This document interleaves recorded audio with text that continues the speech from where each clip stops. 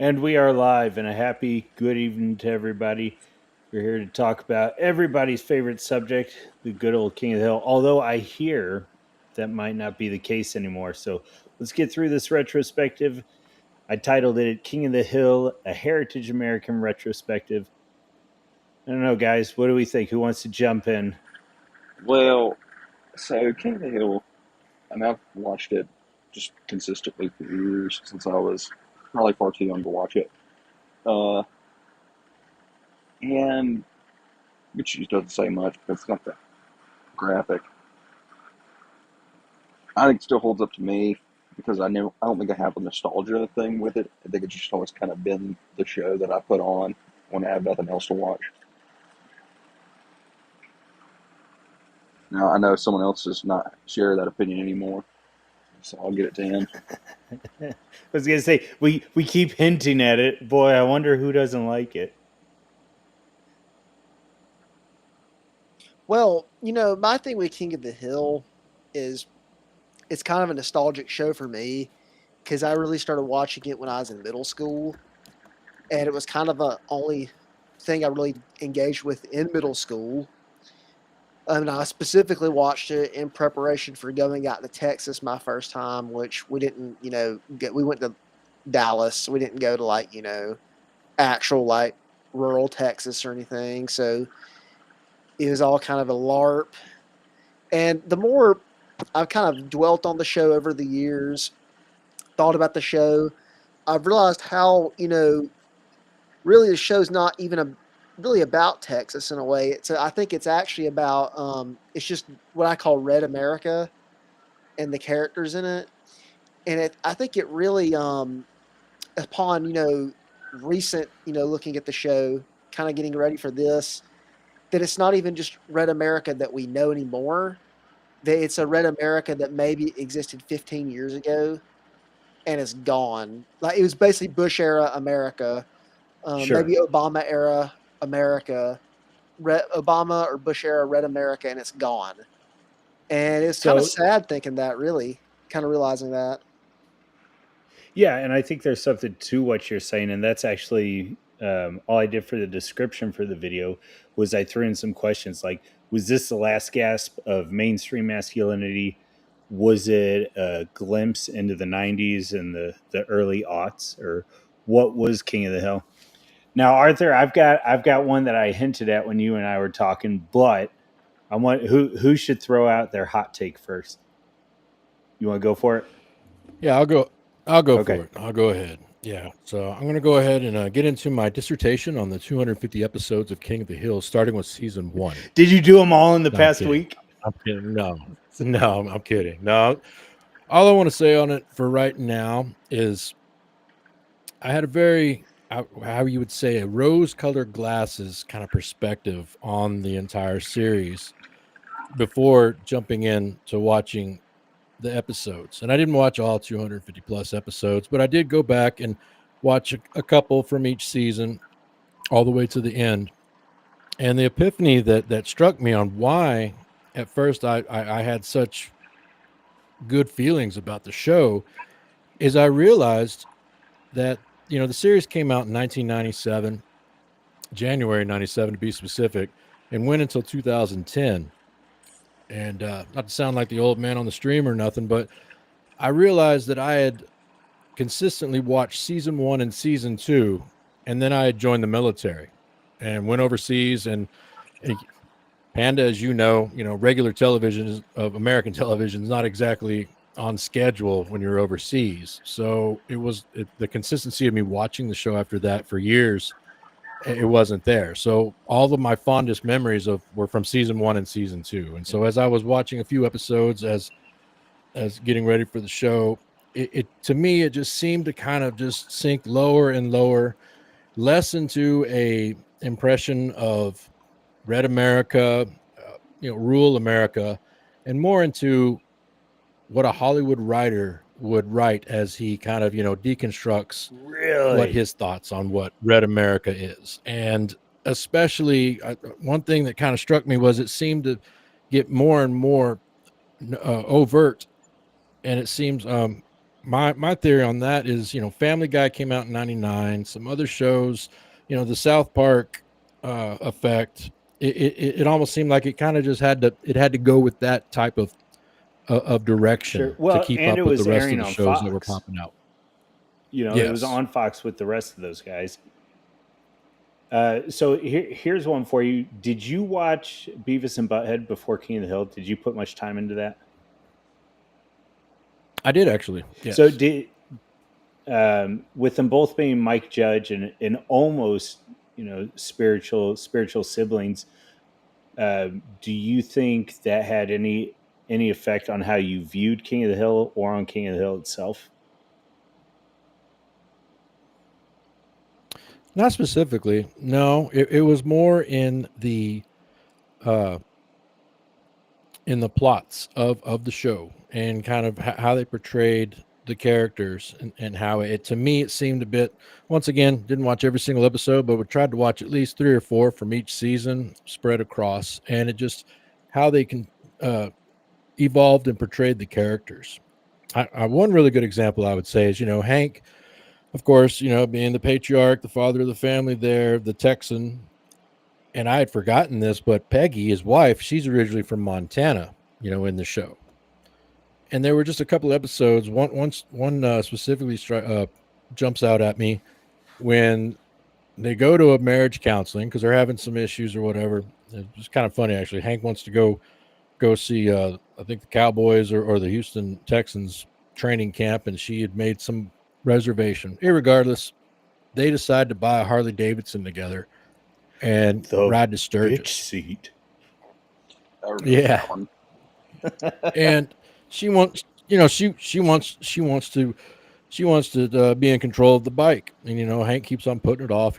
Oh, Peggy, no, well, next state, and of course his glasses break. She's got to take him back and stuff. But her demeanor, and I'm just thinking to myself, stereotypes have kernels of truth for a reason, and so I'm thinking, a stereotypical woman from Montana in that time and age would not be, standing up to the hubby going, let me ride this Harley Davidson in front of all these people and you get on the bitch seat. So it just really, to me, it wasn't true to the character, Okay. and so, as the seasons progressed, it seemed they were turning her more and more into some sort of caricature of a liberal Berkeley woman out of California or something, even though, and still just having the pretense of her still being Peggy the homemaker and, big feet and everything else. It just, it seemed real pardon the pun, but shoehorned in Yeah, at certain it seems times. like she was Her, flanderized, to use a term from another show, where they kind of focus on this one trait of her being like very very high self opinion and being very stubborn. Which I'll grant, like the show is far from perfect. That's one of my complaints with it. Because early season Peggy, she has that air, but she's also uh, many things. She's still a devoted wife, for example. So Whereas, Felix said something here that's correct in that with Peggy there were continuity errors in there, and one was where she was from and different things in her background. Because I believe at one point that she was cast as a Texas gal, but then they redid her as Montana and on the ranch. So that's part of it. But I guess I wouldn't push back too hard on y'all, except to say that that was a common trope with her, whether it was light or whether it was really hard.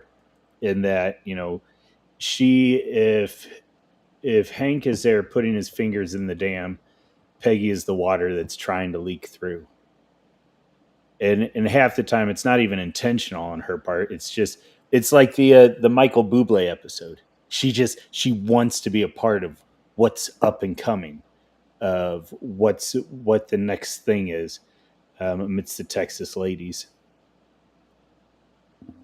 now let me preface that by throwing in something good that I really enjoyed about the series, and this stayed consistent throughout. That there was a bit of, I would say, kind handling with the characters, a little bit of not sympathy, but with it being set in Texas and whatnot, I did like how they treated scenarios and whatnot. One episode where Hank's trying to sell. Do you remember the one where he's trying to sell the propane to the guy from Boston? The guy from Boston shows up. He's wearing a 20-gallon cowboy hat. He's got the boots Yeah. on, the Boston accent. Saying I want to go see Indians and I'll act like a real Texan, this, that, and the other. Mm-hmm. I did like how they made Hank Hill himself. He's a Texan. Now, does that mean that he can ride a horse and do all the stereotypical stuff? No, and that's okay. So I did like how the series kind of really opened it up that you know even into that era, like when I joined the military and meeting people that were nowhere near Texas, they still had their ideas about what it was like, and it was all from television. And so it was hilarious to me thinking back to stories from my dad when he was in the military decades, of course, before. They still believed that we were fighting the Indians down there and riding wagons and having the saloons, and it was still like the west. And I did appreciate how the series kind of just not humanized, but made it a bit realistic, as realistic as a cartoon can be, of course. But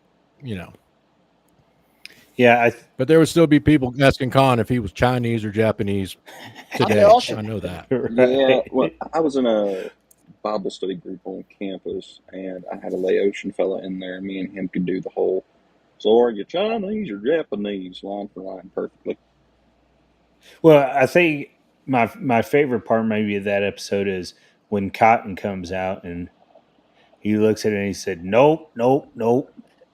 He's Laotian. You're Laotian boy, ain't you?" He's Laotian. Ain't you, Miss Cotton's Cat? all, yeah. So, His eyes just shoot but up. Yeah, funny little side story that I spent extensive time over in Asia, Japan, Korea, Hong Kong, all over the place there. And I still remember coming back home to Texas, and I bought a whole bunch of the cork carvings, in the glass cases, had little pandas and the storks, and of course the buildings. And I get home, and my sister tells me that my mother had been telling everybody, "Yeah, he got those when he was in China." And I said, I told her, I said, "No, Mom, I was in Okinawa when I got that." And she's like, "Chinese, Okinawa, same thing." I said, No, there's very many different people over there. It's totally different. It's so still trying to explain the different cultures and groups and just histories. That's probably still a bit of a stretch in certain parts, not just in Texas, but any state where you start trying to tell them the differences. yeah, for sure. So I'll give you guys my overarching theme on King of the Hill, and then I'll be curious to hear what you say. I think the series can more or less be sewn up in three different masculine figures, all of which are more or less trying to do the same thing, but you see them doing it in different ways. And so the first one would be Cotton, the second one would be Hank, and then any guesses on who that third one would be? Is it Bill? Is it Bill? Final answer, It is Bill. not Bill. D- It is Oh, not Bill. Dale. No. So the third Boomhauer. the third one, what's that? Boomhauer. It was not Boomhauer, and it was not John Redcorn. The third one Boom, in my line, what's that? man, boom, out here, Yeah. man. No, I think actually, so it's almost a passing of the torch, and I would say that the three masculine figures the show focuses on and sort of wants us to go through and understand would actually be Cotton, and then Hank, and then Lucky would be that final one. Oh yeah, I Yeah. forget. Oh, I forget. I forget he was even a character. Right. Well, and in fairness, the show took a deep dive. Golly, probably about season 7, season 8, and it was hit or miss there for nearly till the end of the show. I Gotta think wonder about if the writer's strike really impacted it there at some yeah, I point. don't know. I don't know. I know. I felt like it didn't really pick up and start getting consistent again until maybe halfway through season 12. And I'll put my cards on the table and say I thought it was a great show. I think there's probably 3 or 4 seasons worth you could just cut out of the whole thing. And it probably peaked before Lucky even got there or anything. Probably about season 6, season 7, I think. I'd have to go back and actually look at the episode list, but I think that for me might have been when it peaked. Anyways, though, I thought they finished it on a good note, both between Lucky and between that final grilling episode with Bobby. I thought the series finale was great. But anyway, the overarching theme, I think, and I don't even know that this was intentional, was that idea of how masculinity is interacting and reacting to the current times. And so we saw it in Cotton being pissed off about World War II, having no emotion, being that standard stereotype that you would get of the greatest generation. And then we had Hank in there, and he, I don't know. I mean, we can guess. I can't remember if they actually talk about it in the show when he was born. He's either a mid baby boomer or an early Gen Xer, and he's He's a baby boomer. He was eh, born in the full 50s. that's I couldn't remember. But then his Well, hey, Panda, yeah, real quick, Panda. I mean, you'd be ticked off too if you didn't have no shins. right, yeah. Cotton didn't have no shins. They Got him shot they off got a by the lot of meat Japanese. out of that. That was Yeah. that was that was good. So he did that well, and I love the fact that he went and what he married Dee Dee and had a what was it? GH Uncle GH Good Hank. Good Hank, yes. Yeah. So so yeah, Bobby getting ticked off and had to stay at Grandpa's, and he's like, "I don't want to take a bath with the baby." uh huh. So Yeah. You have Cotton, who's the bad form of masculinity. You have Hank, who was trying to get it figured out, and then you had Lucky. And the reason I think it gets past him, not only because Gracie was born there towards the end of season, I think it was towards the end of season 13, that Luann and Lucky got together and had the baby, but you also saw in Lucky the guy who came out of the white trash area and for all intents and purposes should have failed in everything. And he from the outside looking in, he kind of did, but he kept his integrity and he set up a home for him and his child and his wife and was trying to get things figured out towards the end. So that's sort of my overarching narrative, I think, is that it's an exploration on masculinity throughout the 90s and through the early aughts and how it was interacting with society. I don't know if that was intentional. I don't know if that's just they found a good formula and they kept going for it. But Mike Judge has done enough in his life that makes me think it could have gone either way. You know, it could have been him finding something that worked and kept going, or maybe he was thinking a little bit deeply about how he wanted these characters to interact with the world. Well, I just like how there's this sort of there's this nostalgia from a period that to me is some of Gen Z that I kind of remember but kind of don't.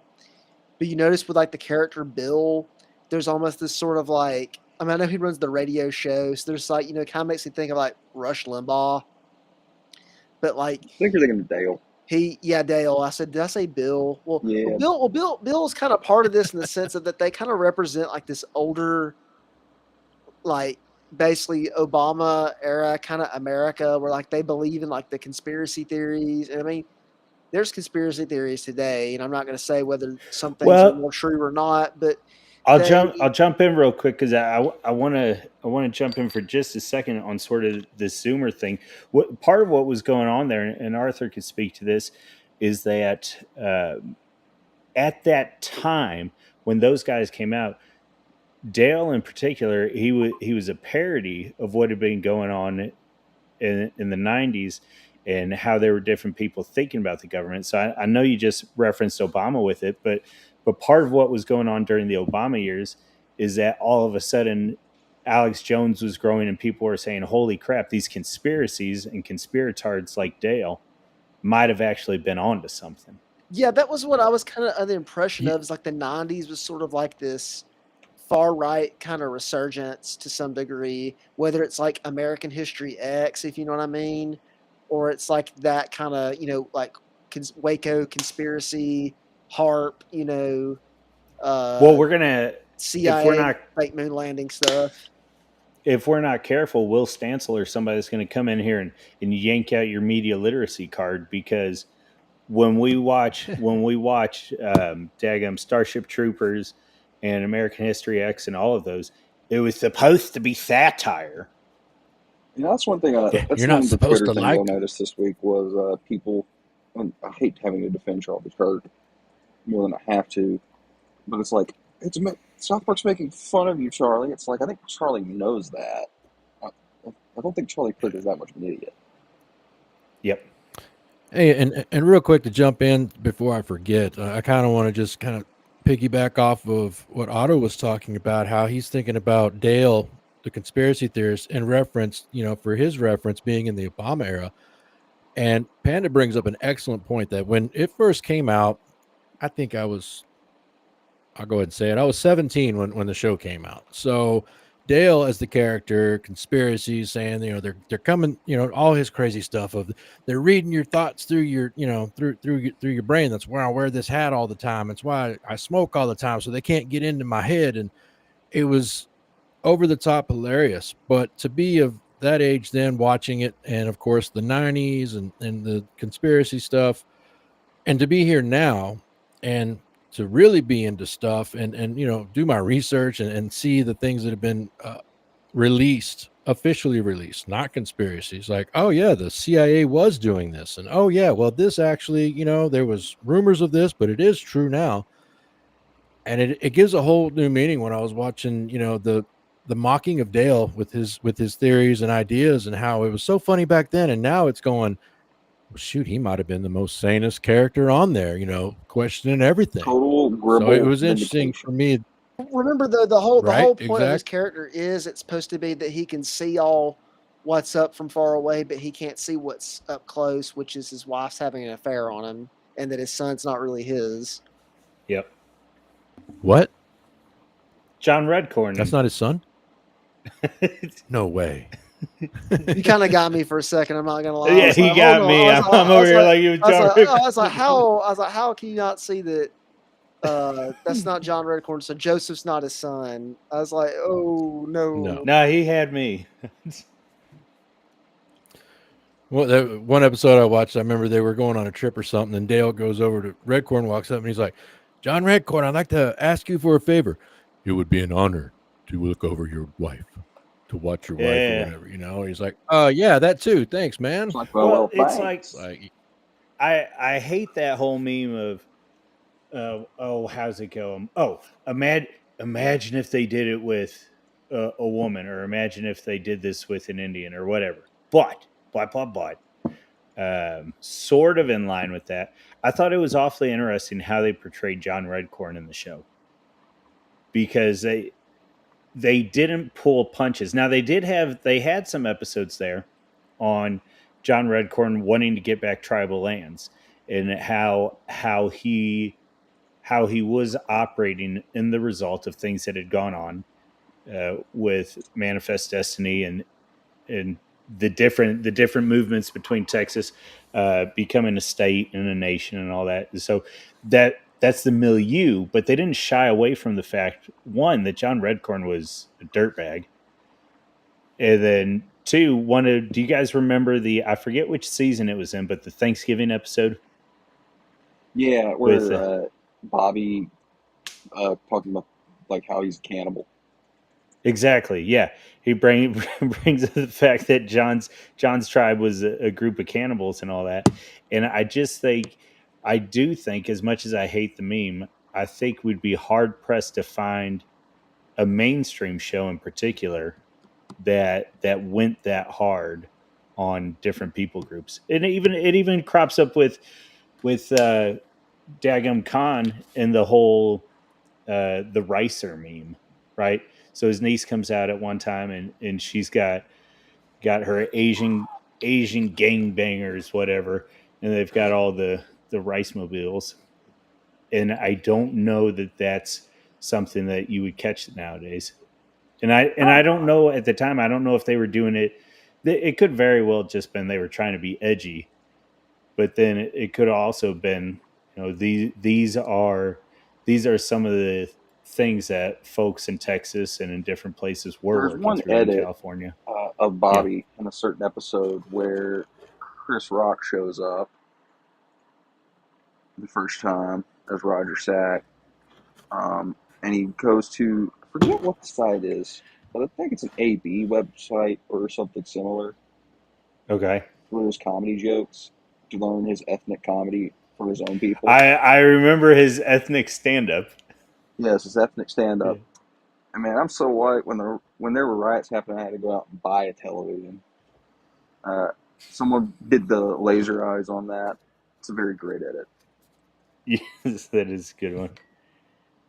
So I mean, even then, but there's like, how many shows would have like? It's like, no, this is bad, Bobby.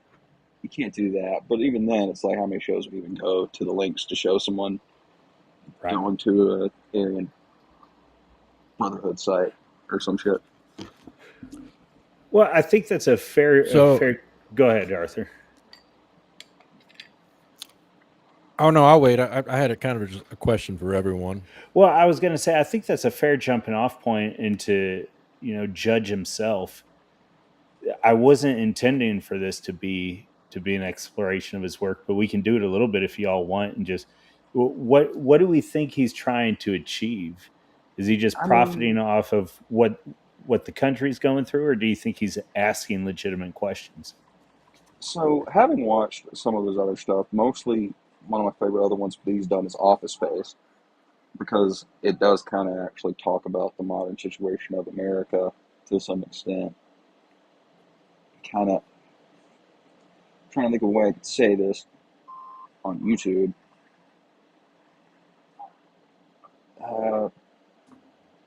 It kind of talks about modern corporate America and outsourcing. I think there is always some social commentary with Mike Judge works, even in Beavis and Butthead to some extent, which I haven't watched a lot of, to be fair. Well, that kind of leads into the question I had for everyone. As we all know, the not reimagining, but what's the word for it when they're coming out with the show again? Remake. Oh, the revival, I reactivism. think is what he's Yeah, calling revival. Revive it. Yep, yeah. So the revival of it comes out this weekend, and how soon does anyone expect to see the media literacy and articles with the phrases of problematic, when you're going to have a ton of these journalists and others going back and watching the prior seasons? Because I can already think of them, the Peggy episode where she becomes friends with the drag queen, and then Yeah. there's the episode of Dale's dad as the gay rodeo performer, and Oh, I how they're forgot going about to look. that. Yeah. That's right. Yeah. Yeah. Because I mean, it struck me as I did rewatch a couple of those episodes, and there was things that I noticed from the prior seasons, that just putting on, let's say, my salon.com hat or Slate hat or Huffington Your Post hat, I'm homosexual going, they hat. can have a field day. They could have, pretty much, they could have a field day, Sure. and I'm just waiting for the articles to start coming out, almost in a, this is actually, this was a representation of fascism, or however they're going to spin And it. this Anchor is the something you've been fascist. dealing with here in the past week or so. Yeah, going back and checking out the history of Maxim and all that. I know you were talking about that on a space a few days ago. Did you ever write an article or anything on that? No, I was kind of playing with the themes of it, Sure. though, of how of course there's nothing wrong with looking back, of course, at history and making inferences, or Mhm. looking at, of course, the cause and effect. But there's, to me, as I said on that space, there's just too much starting off with the conclusion and coming up with the Right. justifications.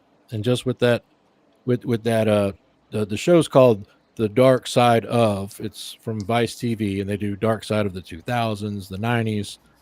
And not every single episode, is trash. There's a couple I really like. They did one on TMZ that was a great exploration of its inception, origin, and how it turned into basically, celebrity chasing and sticking cameras in their face in their cars and ridiculousness. But this one on Maxim magazine and other lad mags, as they were called, that came out in that era, stuff, FHM, others, roughly 80% of the episode was about the day-to-day of the magazine and how it began and how it ran.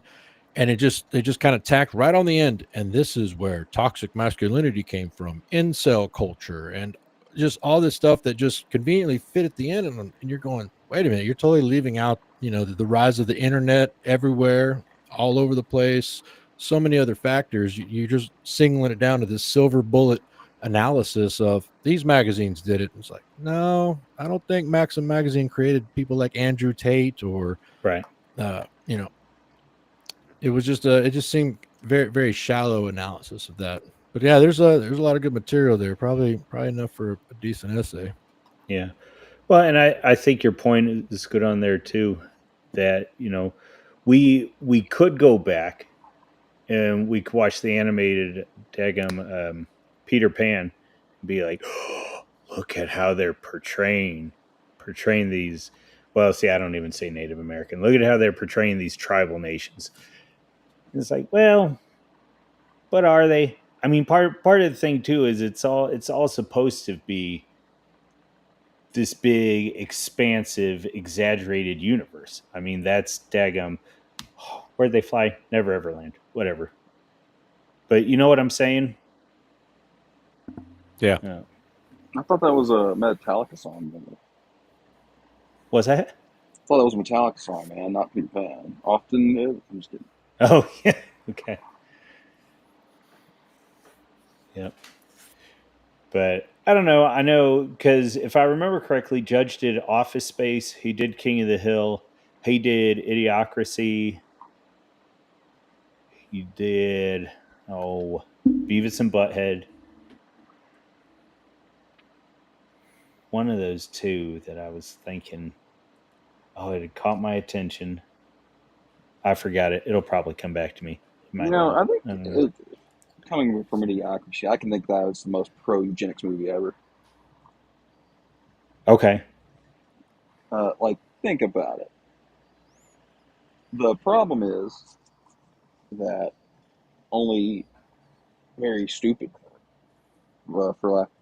since being trying to still be politically correct, since in that time, people doesn't go into any deeper looks on that are having kids. It means they're white people. I mean, no. I didn't mean that. I was going to say there is no demographic Smart analysis in people. that movie. There's no demographic analysis on the surface, but one Right. can easily read into it that, Yeah. if smart people need to have kids and maybe certain demographics need to. Oh, shoot, sorry.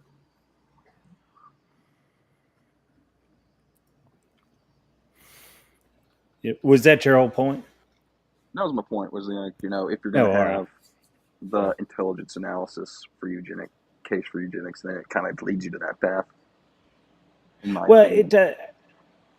and I think that's an interesting point too. In that I don't know, and it could just be he's wise enough to say, I've got a good thing going. I've got paychecks coming in the mail. Maybe don't rock the boat too hard.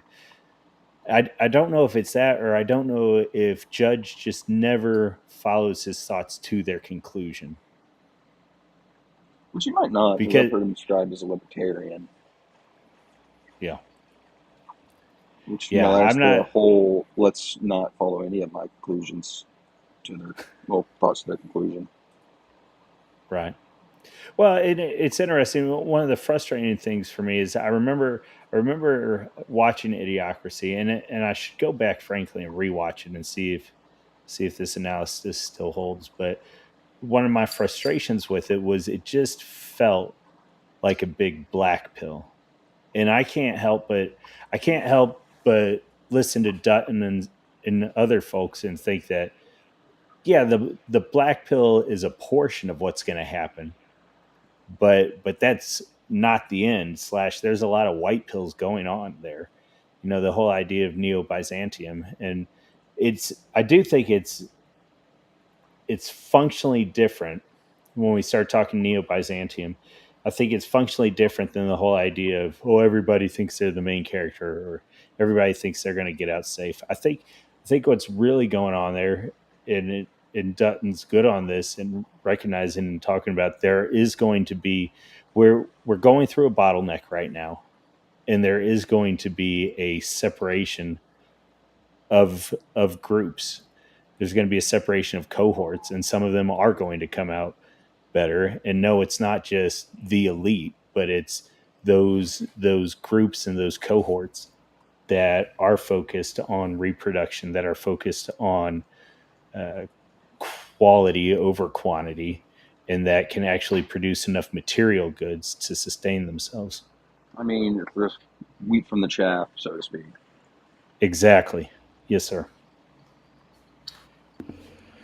I think if we're still on the topic of Idiocracy, Mike Judge's movie, I just keep coming back to it, and I actually did just watch it about a week ago again.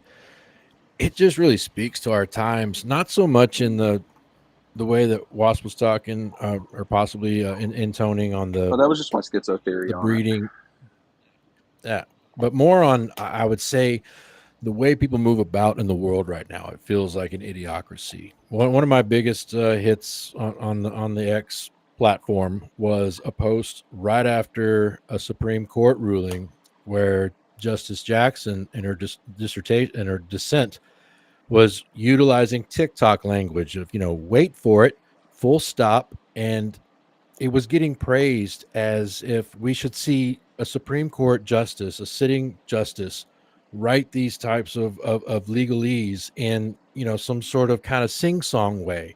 And it was just getting all these adulations about, oh, they're talking to the people. And I'm going, no, I don't want to live in a civilization where the supposedly smartest legal minds sitting up at top of our Supreme Court are now writing down to the masses and not utilizing legal language, or and that's supposed to be some sort of great victory. Can It was can you you see imagine? those.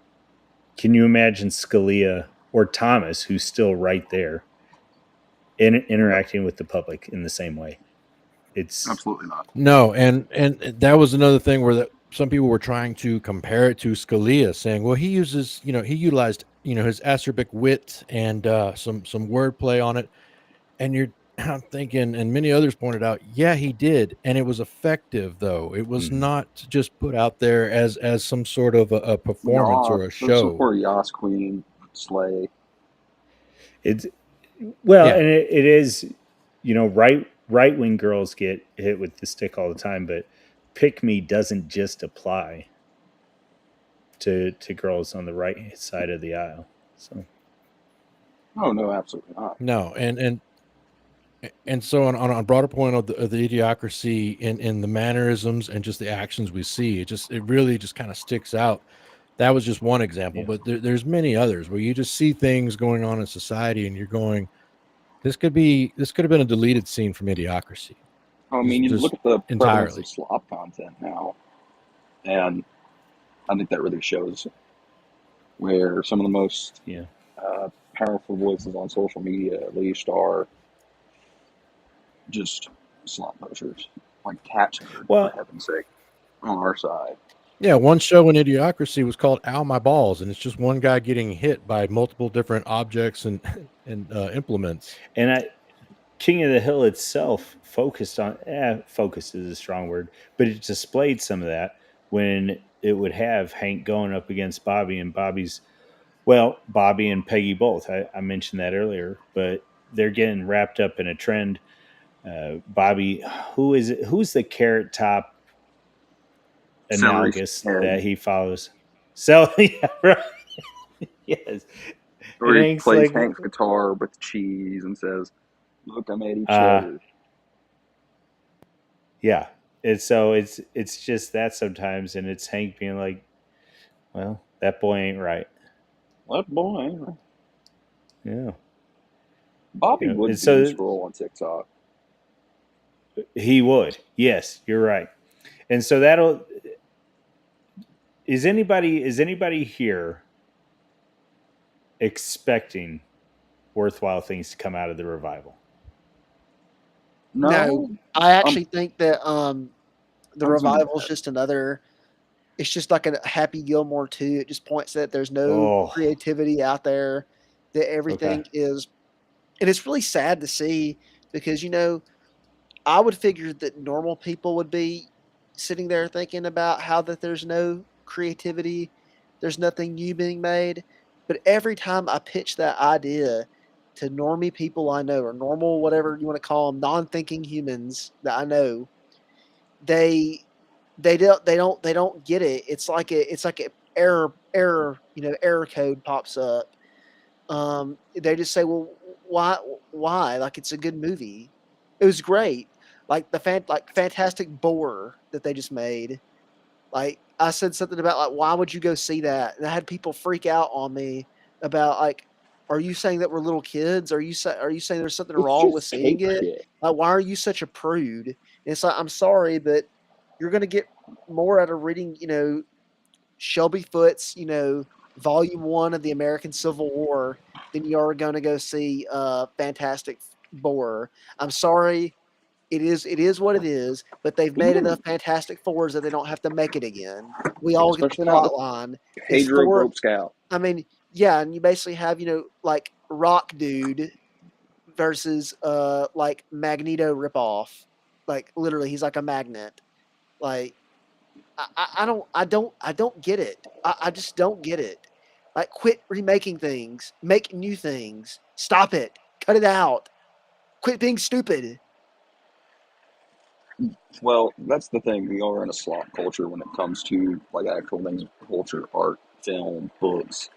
When I think of like, what are the best selling books online right now? It's female gooner material, man. Like, Oh yeah, and I was at Books a Million today. Uh, like, I had to accidentally. Well, I say I had to accidentally walk past. I didn't have to walk past it, but I was over in the fiction section, and I was like, "Where's all the, like, classic fiction, like, Huck Finn, Robinson Crusoe, stuff like that?" And instead, I actually end up walking into, like, basically sexy manhunt hunk, like, female wet dream novels. And it was just like, come on now, like, really? Like, it's sad that there's even one of these or two of these up here. It, you know, I don't know. It's like, the only thing I could say is, like, good job on the guy, I guess, that went to the gym and was able to get ripped like that for the cover art. But the rest of it, like, he's no. the only one winning. Yeah, he's the only one winning. Well, it's funny. Well, I'm drawing connections where That's I become shouldn't, one of but my like red flags though. And this is completely off topic with women is okay. How many of these books do they have, or do they even have them at all? Like I imagine women have the same thing if they like saw you watching like the Hub.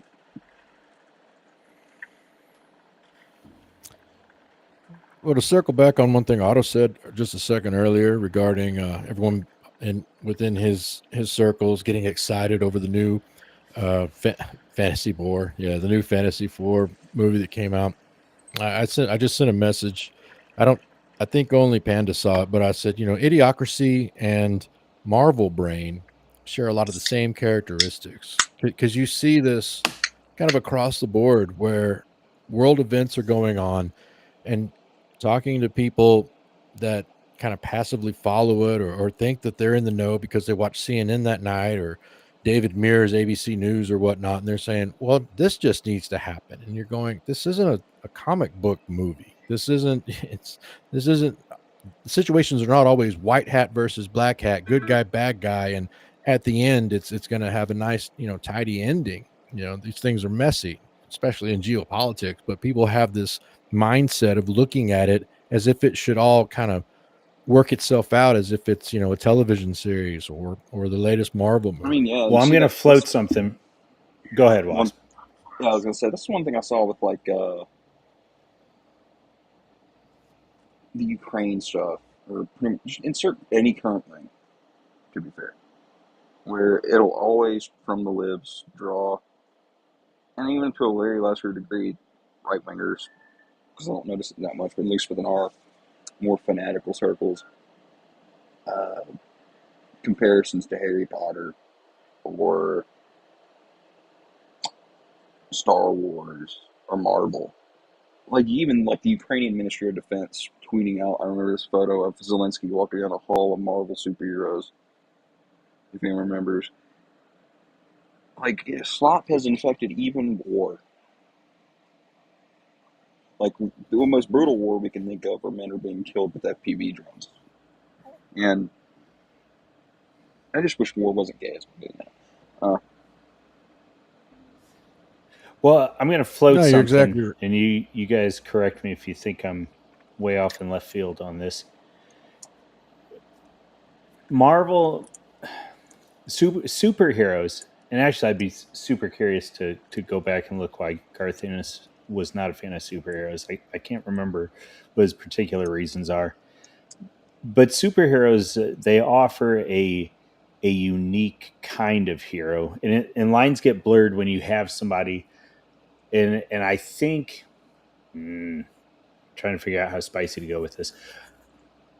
I think the creators of superheroes caught on real quick that it was better for the superhero and for certain ideas. Once you get past the battle of good and evil, it was better for them to be connected with the locale of where they're coming from, because superheroes started very unrooted by particularly unrooted people.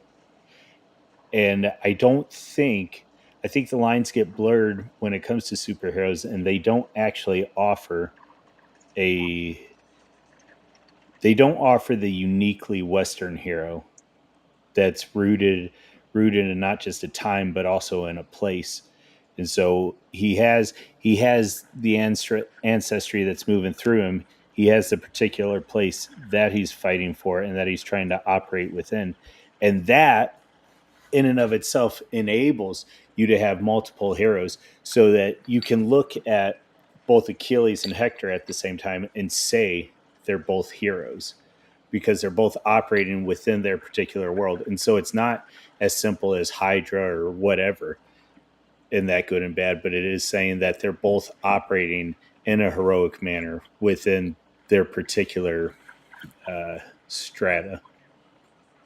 And I think that's something that we don't get with our current 20th century superheroes, and I think there are particular reasons for that. I'd agree. And coming, having I've been listening to Spengler and a couple of other very, like, I won't say esoteric, because a lot of people on the online night at least know them, but it kind of goes against like this Faustian ideal, yeah, of infinite space in the Western society as we know it today. With the superheroes, they are very disconnected. Like Superman in the 1930s, while espousing vaguely different morals than uh, the ones today, even then, I would say that's not really true when you look at the progressive activism within superheroes at the time. Even I can think of and Superman versus the Klan, for example, where he's fighting like cartoonishly evil depictions of the Klan, where they have been for a long time used to kind of replace traditional institutions with different figures of progressive morality. Yeah, No, exactly. go for it, Arthur. Even earlier this month, New York Times, right after the new Superman movie came out, they had an opinion piece that was titled "My Problem with Superman." And one of the quotes, he says, "Even his overwhelming all-American power disturbed me. It is obviously an awkward time for a peace-loving refugee American like Superman to return to us. We are in a time when someone like Clark Kent, an undocumented liberal-leaning journalist, could easily be scooped up by masked, unidentified ICE government goons, beaten, imprisoned, and even deported to Sudan or Jahanpur without due process." And you're going, you are projecting so much on this. And it goes back to the superhero brains of looking at these kind of things and just kind of just basically, just molding it into however you want it to be. Yeah, I think there is an archetype of of the Western hero. And so yes, we had Pecos Bill, and we had I'm trying to think of other tall tales.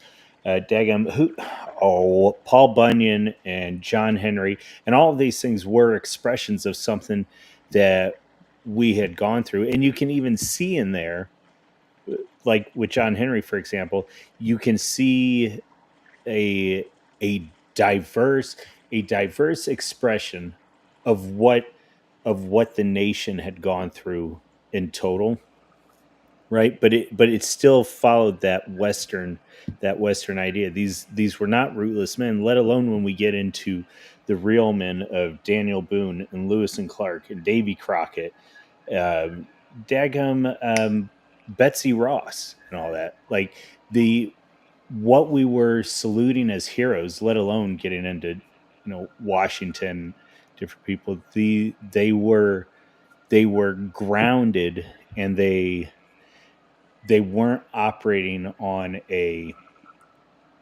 I think, did you phrase it, Arthur, as a nebulous set of morals? This sort of ethereal system that we're just supposed to all clap for.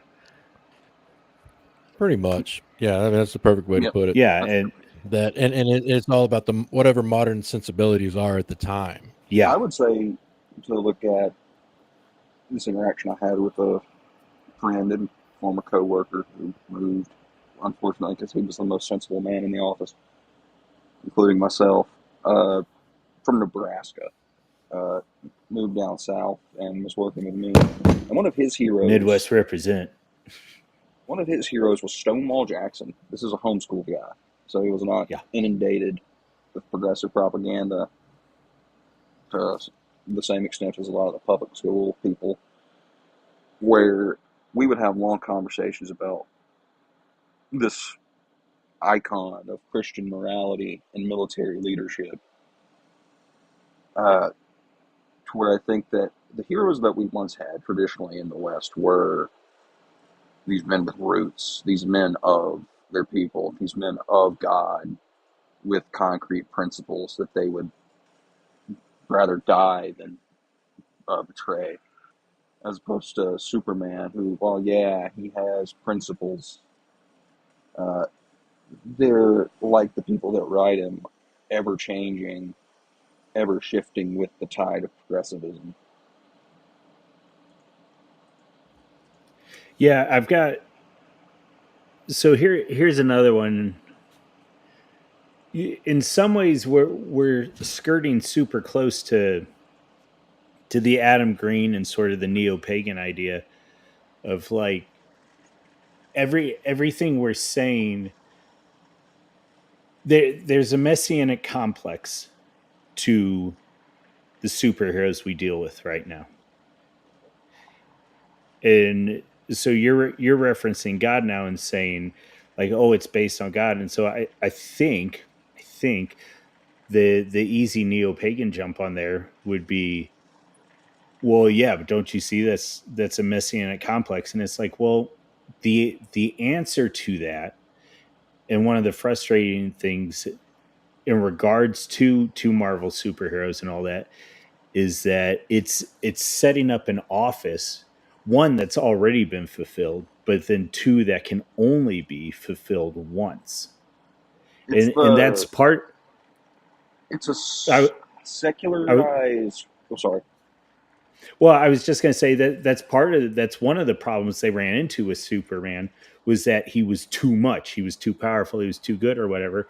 But regardless of all that, that idea, that messianic expectation isn't wrong in itself, but it can only be fulfilled once. And that's, we trust that was fulfilled in Christ. And so, because of that, we don't need the superhero to be Christ. We don't need that Messiah. We trust that the Messiah is doing what he's going to do. And I think so that sort of dovetails into what you were saying, Wasp, and that um, our heroes and our stories are qualitatively different than what's being projected right now. And that goes into a whole nother issue of, how Hollywood is handled and and we'll stay off that third rail for now, but I think you see where I'm going. Very much so, yeah. And it kind of goes back to I was reading, I'm listening to because I'm an audiobook sell. It's just easier at work. Uh, Albion Seed, and kind of going off the Old Glory Club videos about it. And they made a good point of with the Puritan hypothesis, and then listening to what the Puritans actually were, uh, and how, yeah, there are the roots of how a secularized version of this could devolve into some aspects of modern leftism. The same with a lot of early American groups. Uh, if you secularize them, this would lead to a perverse, non-based society. And I think we see like the search for a messianic figure in an ever more secularized society, and like the Cape shit we see now.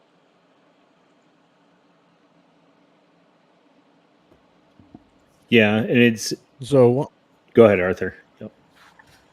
oh, sorry, I was going to comment back on the King of the Hill revival real quick. One thing that struck me is that this is animation, and so it's not like this was just made last week. And I'm a little curious to see, because there was things they could not change on the fly. This is not an animation style like South Park where they can change stuff almost the day of before it gets broadcast. There's rumors, of course, that Grand Theft Auto 6, the video game, got delayed because they kind of saw the cultural winds of change. And once again, this is just rumor, but allegedly it got pushed back another year so that they could go in and I don't know how you could Add more possibly put it, edge. de-wokeify or add more edge. And I'm a little curious and as to when this comes out this weekend, with it being the kind of the old school style animation, these episodes were made pretty much last year before the election, probably before Biden even dropped out of the race. So I wonder what kind of cultural zeitgeist they're going to be going with so much. I mean, I looked at the little episode synopses that are coming out, but they don't tell you everything. Of course, it was just kind of a quick run through of what the episode's about. So that'll be interesting to see what the tone is of the new iteration. Well, It's a really good point. way off topic. I have to leave. I have to go to bed. So thank y'all for having me on. I know I didn't contribute much, but I gotta get ready for work tomorrow. You and that job, Otto. It's always appreciated. Be outside all day. Well, thank y'all. Y'all have a good one. Have a Going good one. Otto. Good talking to you, Good seeing you, Otto. man. Yes, sir. Y'all take care.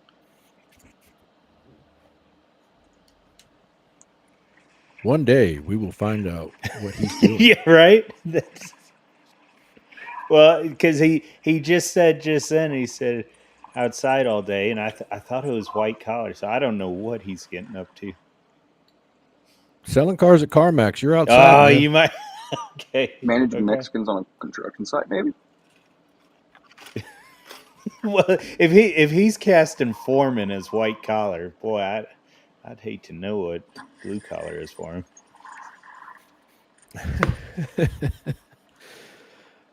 No, we love our Oh, Otto. yeah. He's good people. So enough. But we yeah, I mean I'm gonna watch the new King My of the Hill. family's excited Just for it. I mean, One of my contributions, I still live at home, is I pay for the Hulu. Mostly because there's stuff on there I like. Uh, so, Well, for me it'll be the biggest thing of just right. curiosity. See where they go, what direction they go like I in. said, I think when we initially brought it up in the group chat, I'm either going to be pleasantly surprised or I'm going to have to like cut out pieces from magazines to tell Mike Judge how he essayed my childhood Yeah. over a bottle of cheap bourbon. Oh man, Man. that Kentucky gentleman is rough. You ever had? Oh, I I mean, think the that's worst I've had was wild turkey. And okay. that just I think that may speak to my some people that may speak to a privileged upbringing. I think I was gonna say I think wild turkey costs more than that. Kentucky gentleman, I think, is about the bottom of the bottom shelf. Golly, Yeah, yeah, but very well. No, I'm like y'all. I've got. I'm not hopeful. I'm not hopeful, but I'm willing to be. I'm willing to be surprised. You know, I don't think Judge has the most consistent. Well, who does have the most consistent output these days? But yeah. he's done enough I to make mean, me raise my eyebrow and say that he can be insightful. and then again, like So I don't the know. Beavis and Butthead do the universe thing. What I having not watched a lot of like Beavis and Butthead, it still struck me as somewhat faithful to the original. Yeah, I never watched it during its run. I haven't gone back and watched them, but I had just enough exposure to it yeah, to know that Winger sucks. Beavis. I don't know. I mean, my cousin was dating this guy one time, and my aunt asked me what my opinion of him was. And I said, well, he's on parole, he's unemployed, but he's got potential. So that's kind of how I'm looking at the new King of the Hill. High hopes, low expectations. Okay, fair enough. Fair enough. Well, fellas, we're about an hour in. Do we have any other major thoughts on King of the Hill or I mean, when the last time we were talking about it, which I think may have spurred the episode, that and the revival was the chasing of the father. hmm, Uh, I think that's a big theme throughout the whole thing. Uh, yeah. Hank's kind of chasing Cotton, and there was some lib who did a retrospective where, since Hank couldn't serve in the military, uh, he was kind of chasing his father by selling propane. That's his service to Yeah. his community and his country. Well, it's interesting too that there are, depending on how Hank wanted to frame it, there are a lot of things that Cotton has done and is known for that Hank will never be known for. And it's not just the World War II stuff. What's the episode where he ends up like flushing his Medal of Honor down the toilet? Anyways, I don't think he flushes Medal of Honor down the toilet. I do remember he tried to kill Castro. yeah. No, there's one where they're in a bar and he's like, it's whatever. Anyways, um, it's curious how it gets painted to some degree because Cotton fought in World War II. He has Hank. He has one son. Then 30 years on, he marries a woman that's 30 years younger than him and has another son, and it's the good son of Hank.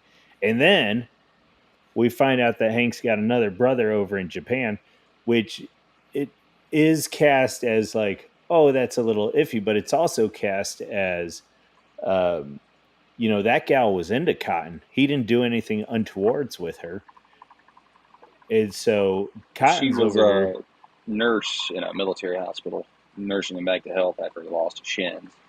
And they Yeah, genuinely did fall in love, from what the episode says. right. And I'm thinking, from Hank's perspective, Cotton's kind of kicking down walls, and what has Hank done? He's like you said, he's in the propane and he's trying to do that, but he can't join the military. He can't have multiple kids. He can't have multiple sons. He looks at himself and knows that he is as worried of Bobby becoming as big a screw up as Cotton sees him.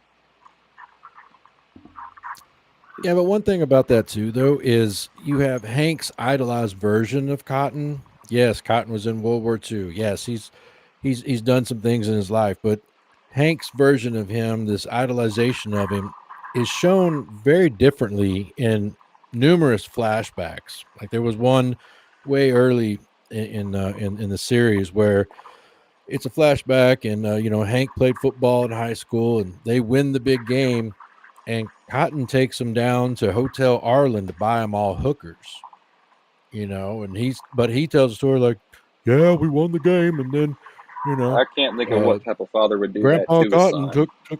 I mean, for his son. took us out, took us out, for a nice time, and it was like, wow, that's he took you out for prostitution. That's Father of the Year right there. There you go. Well, And and that's just one example, but there was a bunch of them that just showed that Cotton was not the best like dad.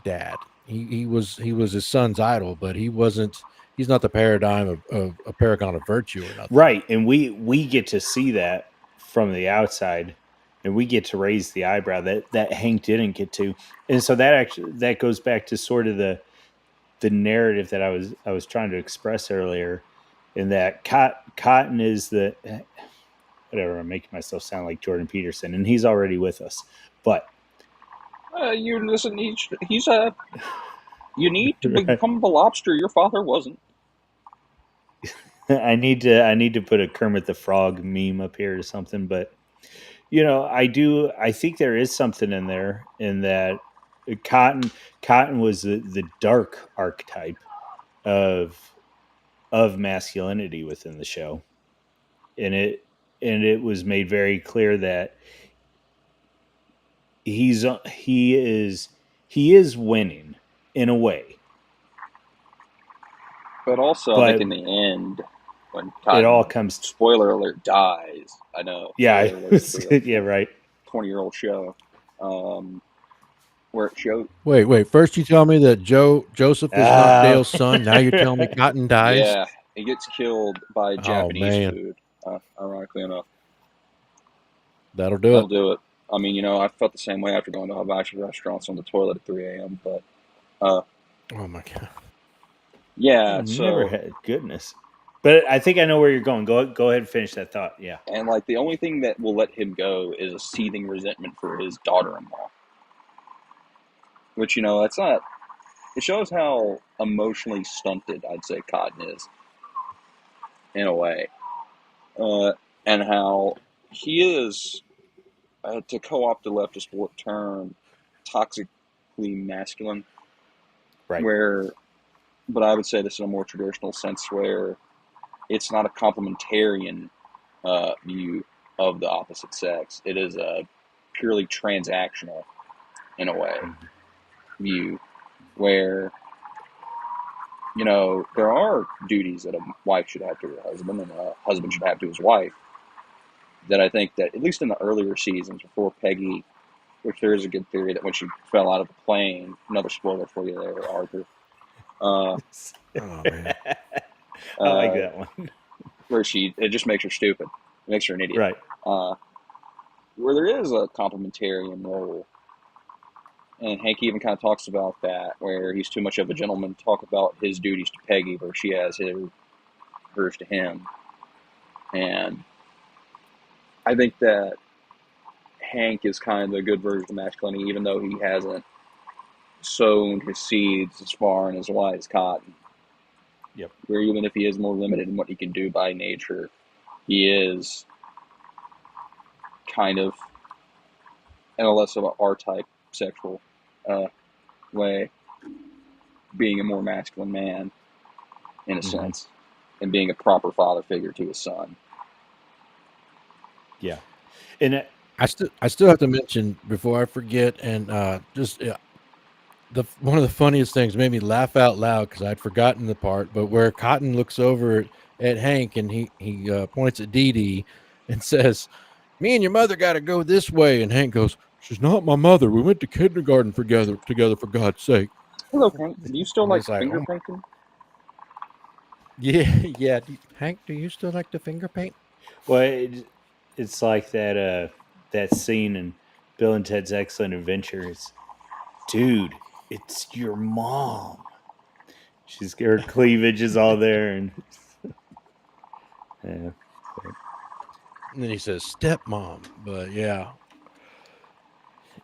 boy, No, that was an interesting interplay though between how once again how Hank sees Cotton and idolizes him, even though Mhm. us as the audience and kind of along with Peggy, she sees that his flaws, throughout, Yeah, going, just straight he up. can't do this. Yeah, Mhm. I mean, even when Cotton offers to take in an early episode offers to take Bobby to school, and then the very next scene shows them sitting in the bar, and Cotton's like 7 or 8 Alamo beers deep, Yeah. and Bobby's going, "Shouldn't I go to school?" And he goes, "Today's a holiday, some holiday." Well, and so it'll be interesting here, not to pop a hole in everything I said about Lucky back towards the beginning, but it will be interesting now that we're jumping ahead and Bobby's supposed to be a grown man. I'm going to be curious how they're approaching um, family and marriage and all of that. And so, and I'm going in blind. I haven't looked up the revival. I haven't looked up synopsis or anything. I looked at the So I'm trailer and I haven't looked at the synopsis. yes, that's okay. I did see the trailer and that made some of my teeth hurt, but Well, my teeth already hurt at the time, so I couldn't really. I don't know if it was that or uh, the fact I needed to get a root so canal, which we'll they may see. end I up being definitely similarly pleasant. yeah. I mean, we'll see. I'm curious to see how they're going to do it. I think I don't know, man. I'm running what 80-20, 4-1 odds or whatever. So, I don't know if I'd give that. Yeah, it's either going to be like the Marvels or it's going to be like the movie Logan. We'll see. It could go okay. so many different ways.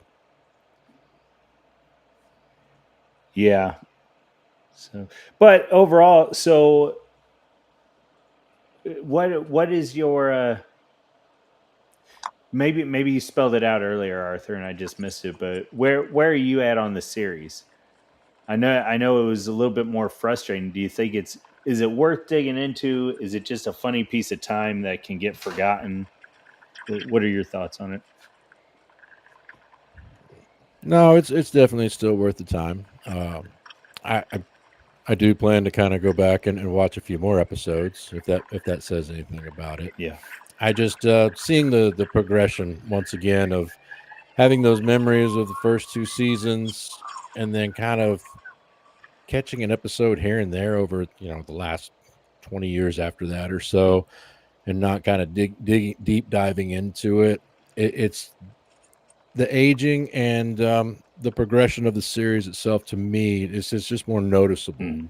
Kind of, maybe that's just kind of where we're at this moment now, of kind of picking up on Yeah. things as we can, and kind of seeing in between the lines, and it just sticks out more. But I mean, if I had to give it, on a graded scale, there's a lot worse out there. So I mean, I could give it a solid B You could be Yeah. minus. watching Family Guy. Well, so that jumps excuse me. That jumps into something interesting. I I'm having a hard time remembering because I know they did it with Homer to some degree, and I guess they were doing it with Peter Griffin. I haven't put too much time into either The Simpsons or Family Guy, but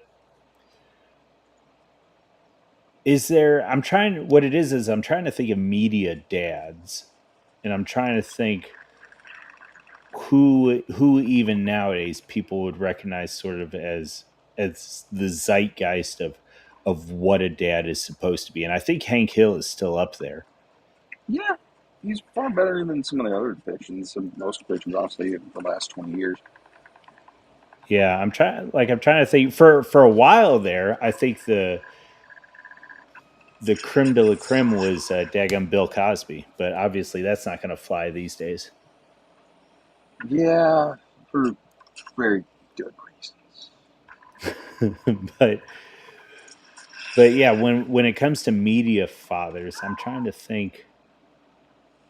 I mean, Hank is still up there. You can find folks from nearly every walk of life who can at least think of something in regards to how he interacted with Bobby. And I can't Yeah, go ahead.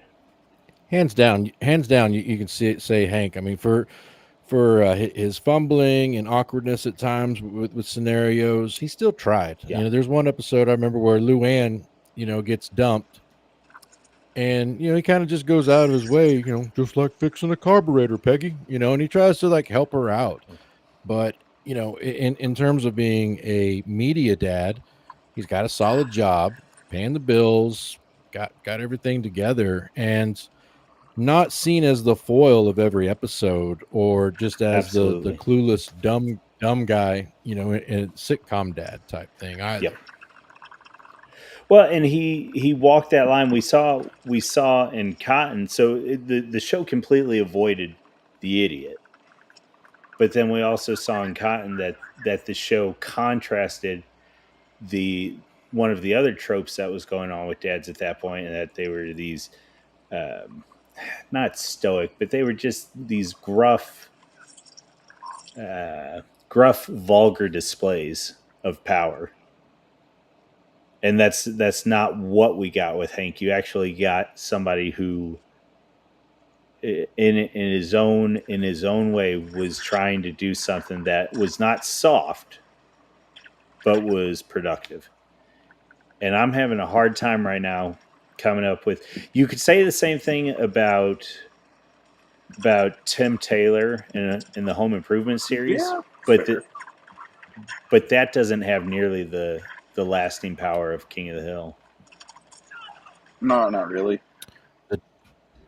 The dad from Seventh Heaven. I mean, his legacy has really lasted as a Well, solid Hal from father Malcolm in the figure. Middle, I mean, he's at the same time trying to be like a good dad and a meth dealer.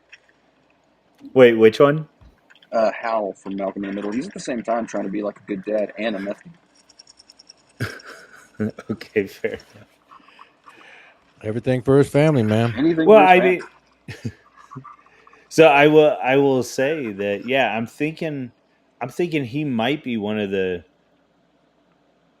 I guess The thing Homer is, I would be think the people other kind one, of but think of Homer was Hal not positive. as, to go on a tangent about Hal, I think people kind of think of him as a bumbling fool, but no, he's just I don't know if he's a fool. I think he just has his own, uh, he does kind of acquiesce to his wife a little too much for my taste, but also I think he's just passionate, even if it is shown to be kind of goofy in a way for certain things.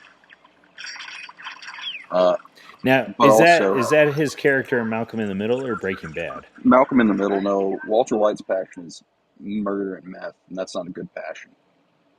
Gotcha. Nor does his Yeah, relationship because with his wife healthy.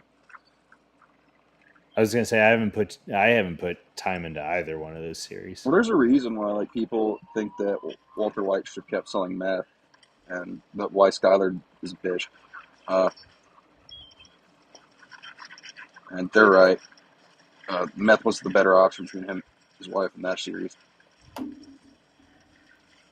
I disagree, because Skylar, she got turned into kind of the semi-villain in that show, and I know we're not going over Breaking Bad, but just in a way of when the series ended, I watched the entire thing, and it was like, oh yeah, I mean, I was kind of totally on team anti-Skylar, but then a few years went by, and you start watching, Walter's his actions and places in the series where, I mean, it wouldn't have been a good series if he did this, but places in the series where he could have stepped off that road and just called it a day and did anything, and Skylar having to just go through all that, and it's like, who are you?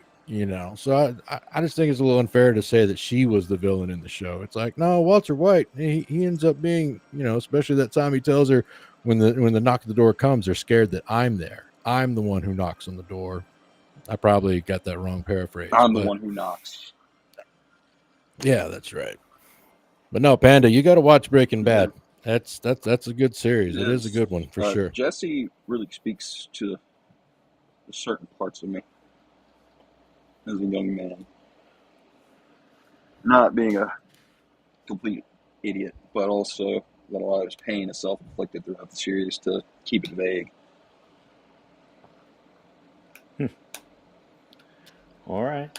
Well, and that's another part where he gets corrupted by Walter's villainy Yeah, too, as well. I'm not saying that Skyler's the villain, obviously. I'm going along with a joke on that.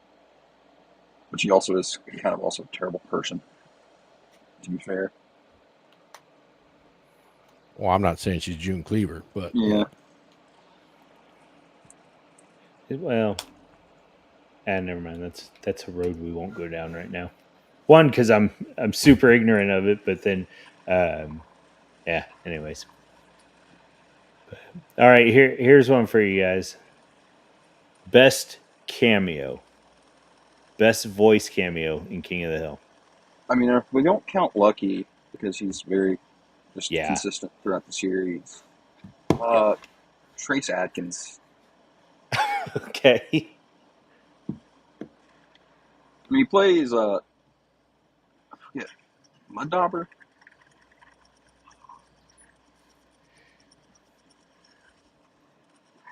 Well, I'm trying to Uh, remember because I can't remember his character, or was he in the he was same one? he was one of the ones that like really introduced Lucky as a character. When Khan goes all Okay. redneck, he's the Yes. very deep voice guy who Khan runs Okay. into at the gas station. That convinces him, you know, I just need to Yep. give up and just Fair be a enough. redneck. And that, I may have a special love for that show because it introduced me, well, that episode specifically because it introduced me to one of my favorite songs, "Rebels" by Tom Petty and the Heartbreakers. Fair enough. It's wild to think it. Like I don't know what was going on in Tom Petty's life. I don't know what was going on in Brittany Murphy's life, but just these these regulars, or at least who became regulars on the show. What a wild show! What a wild time that was.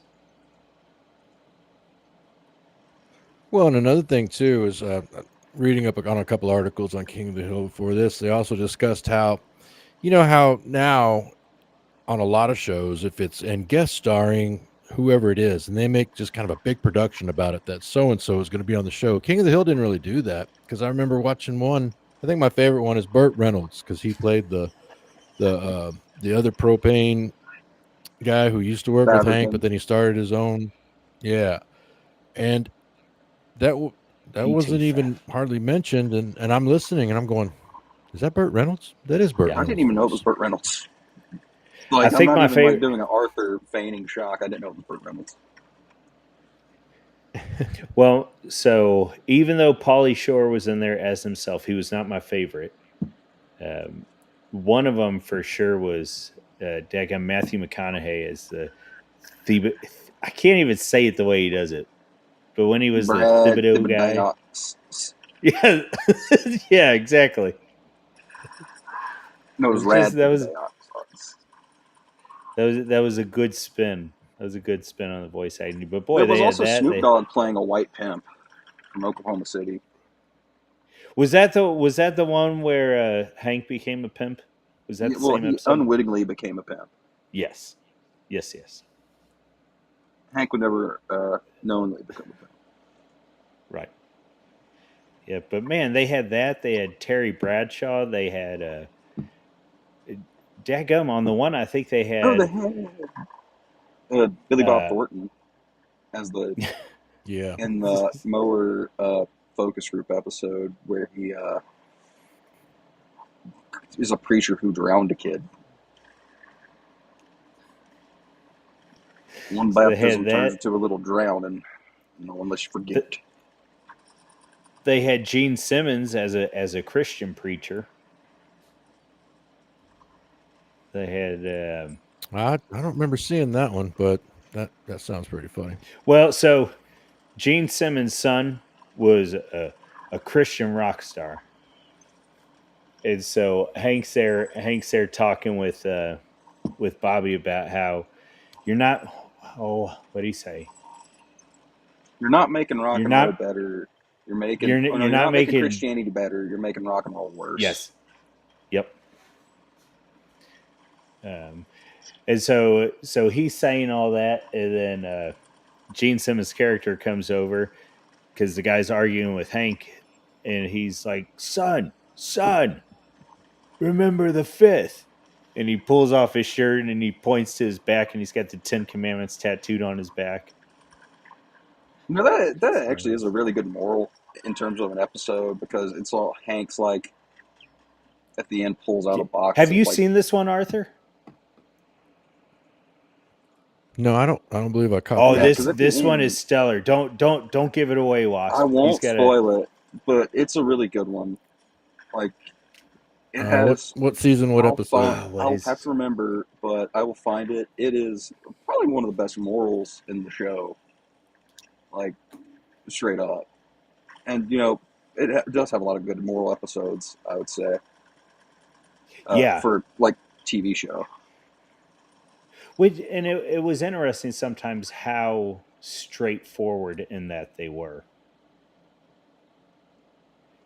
No, that's a good point. Like, remember when Luann goes over to Boomhauer's and what's that character on Family Guy that's always Quagmire. the womanizer guy, Pete. Quagmire, Mm, and I even rewatching it, not remembering everything, I was thinking, wait a minute, Luann went to Boomhauer's.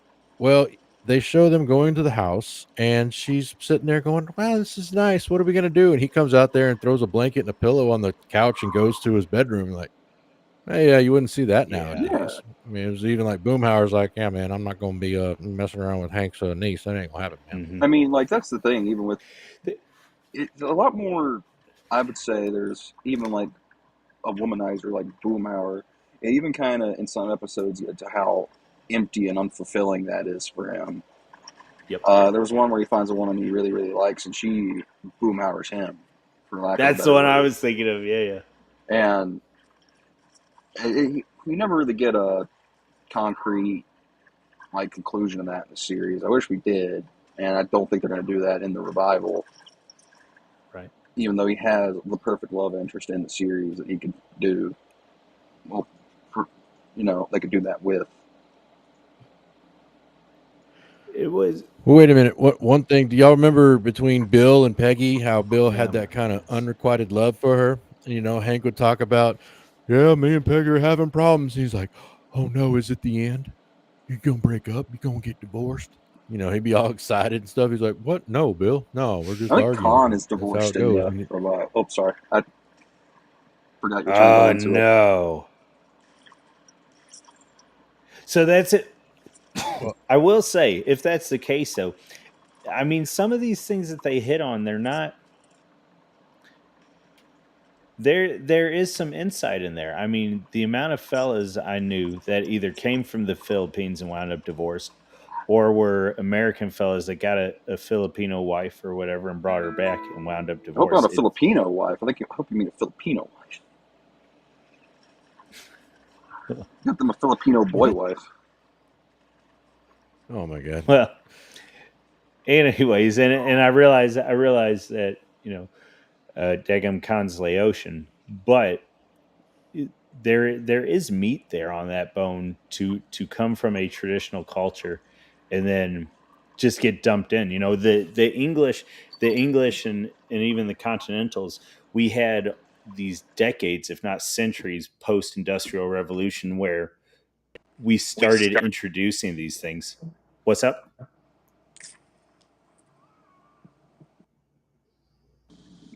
No, I think that was feedback on your Okay, end. fair enough. Yeah, I didn't say Uh, anything. okay, fair enough.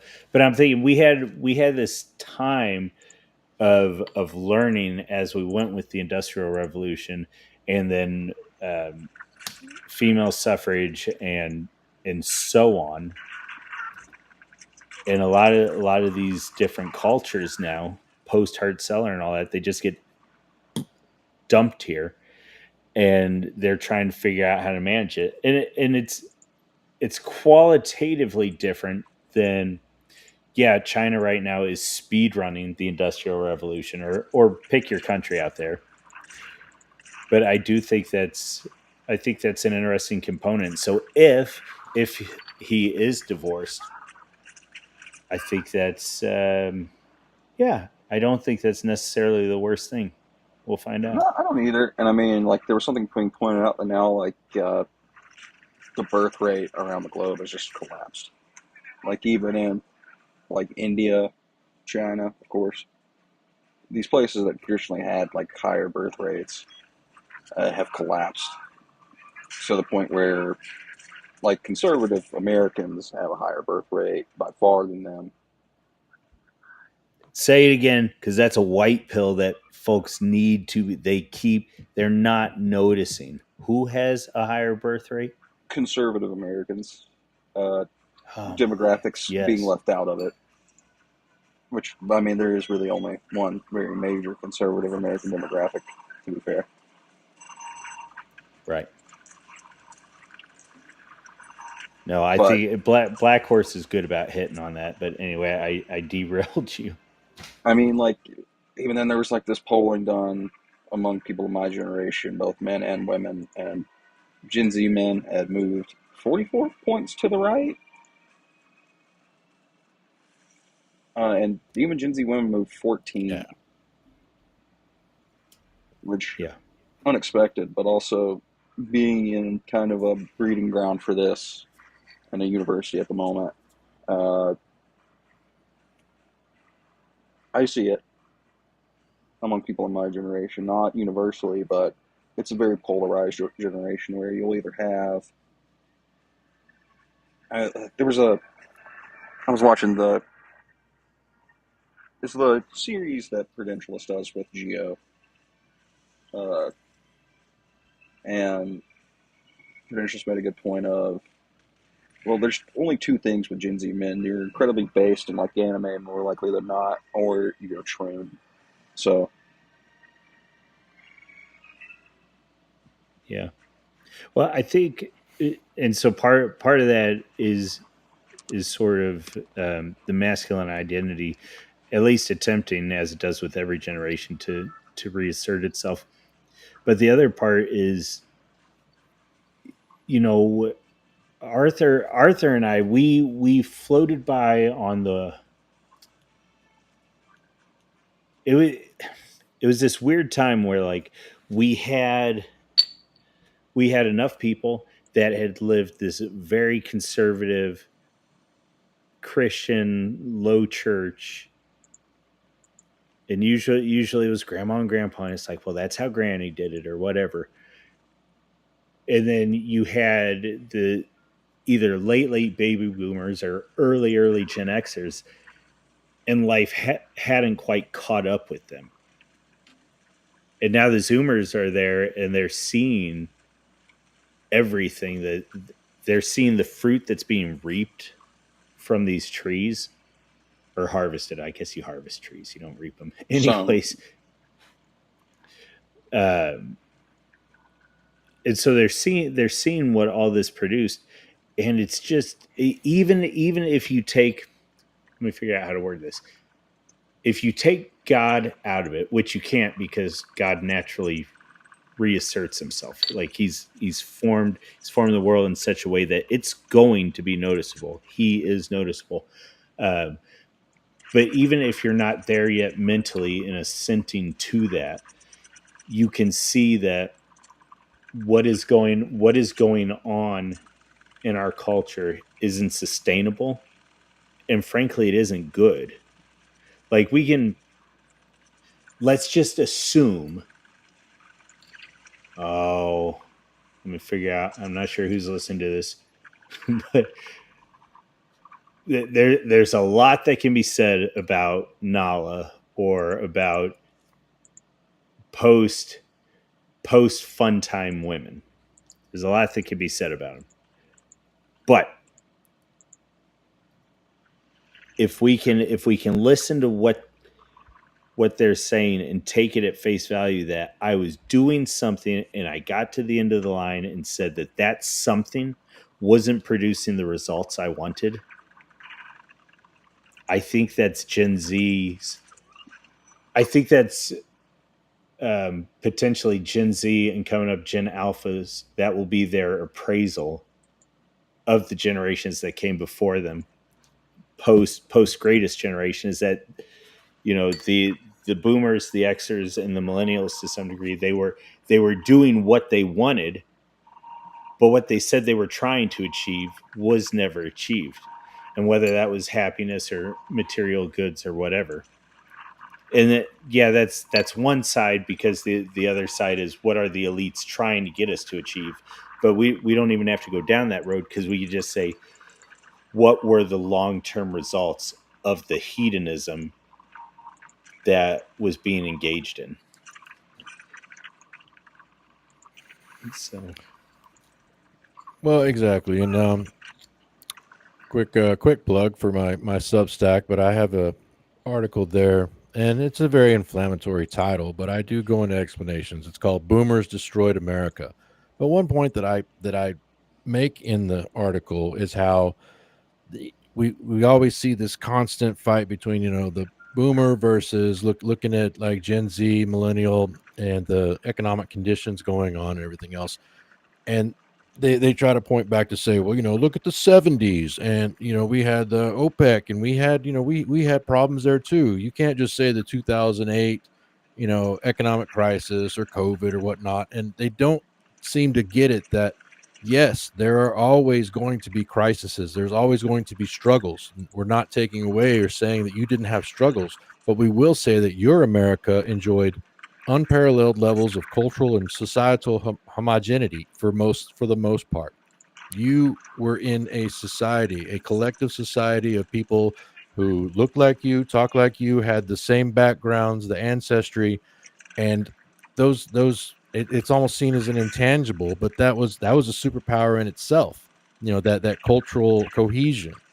And where I'm at, where you're at, Panda, we were kind of in the shadow of that as it was going away without even realizing it. And so it's so weird to kind of straddle that point of saying, yeah, America was better in, say, you just pick a year. It was better in 1990. And then you'll have the naysayers going on, but wait a minute, you had Iraq War One coming up. You still had the Berlin Wall At just least we dropping. won It's no, Iraq it War doesn't. One. To be fair, It, I was born in the year of the one we lost started. So But what my point is that there were still struggles, there were still hurdles and whatnot, but the world that you existed in, the air you breathed, there was not a constant academic deconstruction of your entire civilization, of your history. They were still being honored. The pioneer spirit, academic critical theory wasn't all over the place, and things were not just. It was just totally different. I mean, 1980 in itself was the year where most of the boomers were kind of into the age of what Zoomers and millennials are now. America had 226 million people. We're now pushing roughly, they'll say all day long it's only 340 or 335 or something. No, there's probably like 360 million people when you start including immigration, legal, illegal, and the uncounted and whatnot. that's It's H-1B was not a thing until 1990. Didn't have to deal with foreign competition for your job because the company could save some money on it. The factors, there's so many factors that have changed that it's just tone deaf to say, well, just pull yourself up by your bootstraps. Or when I bought my first house, the interest rate was 9%. It's like, yeah, you bought a house that's the equivalent of like $120,000 nowadays. It just doesn't compute. well, I think that was a great point too, and I can't remember who talks about it fairly often. I feel like it might be Dave the Distributist, but the one story state, does that ring familiar to either of y'all? I don't think I watched Distributors, but I don't think I've heard him talk about that. Yeah, somebody talks about being a single story nation where the entire nation there is a narrative that flows through and that's accepted by Well, that's the everyone. basis of the civil religion, And basically, well, to an extent, where I mean, we all potentially, have a founding, like but every nation has a founding myth. I mean, even like communistic nations, as much as they would say they don't, right. really do, where Well, it's the basis of a civil religion. And now, in our case, it used to be, in a lot of Western cases, it used to be intertwined with the actual religion. well, and what I was going to say about it is that in King of the Hill, you are expressly participating in that single story state. And so whether it's chuckling about the Canadians or whether it's, hey Con, this is how we do things in America, or whatever, there was this single story that we were all buying into.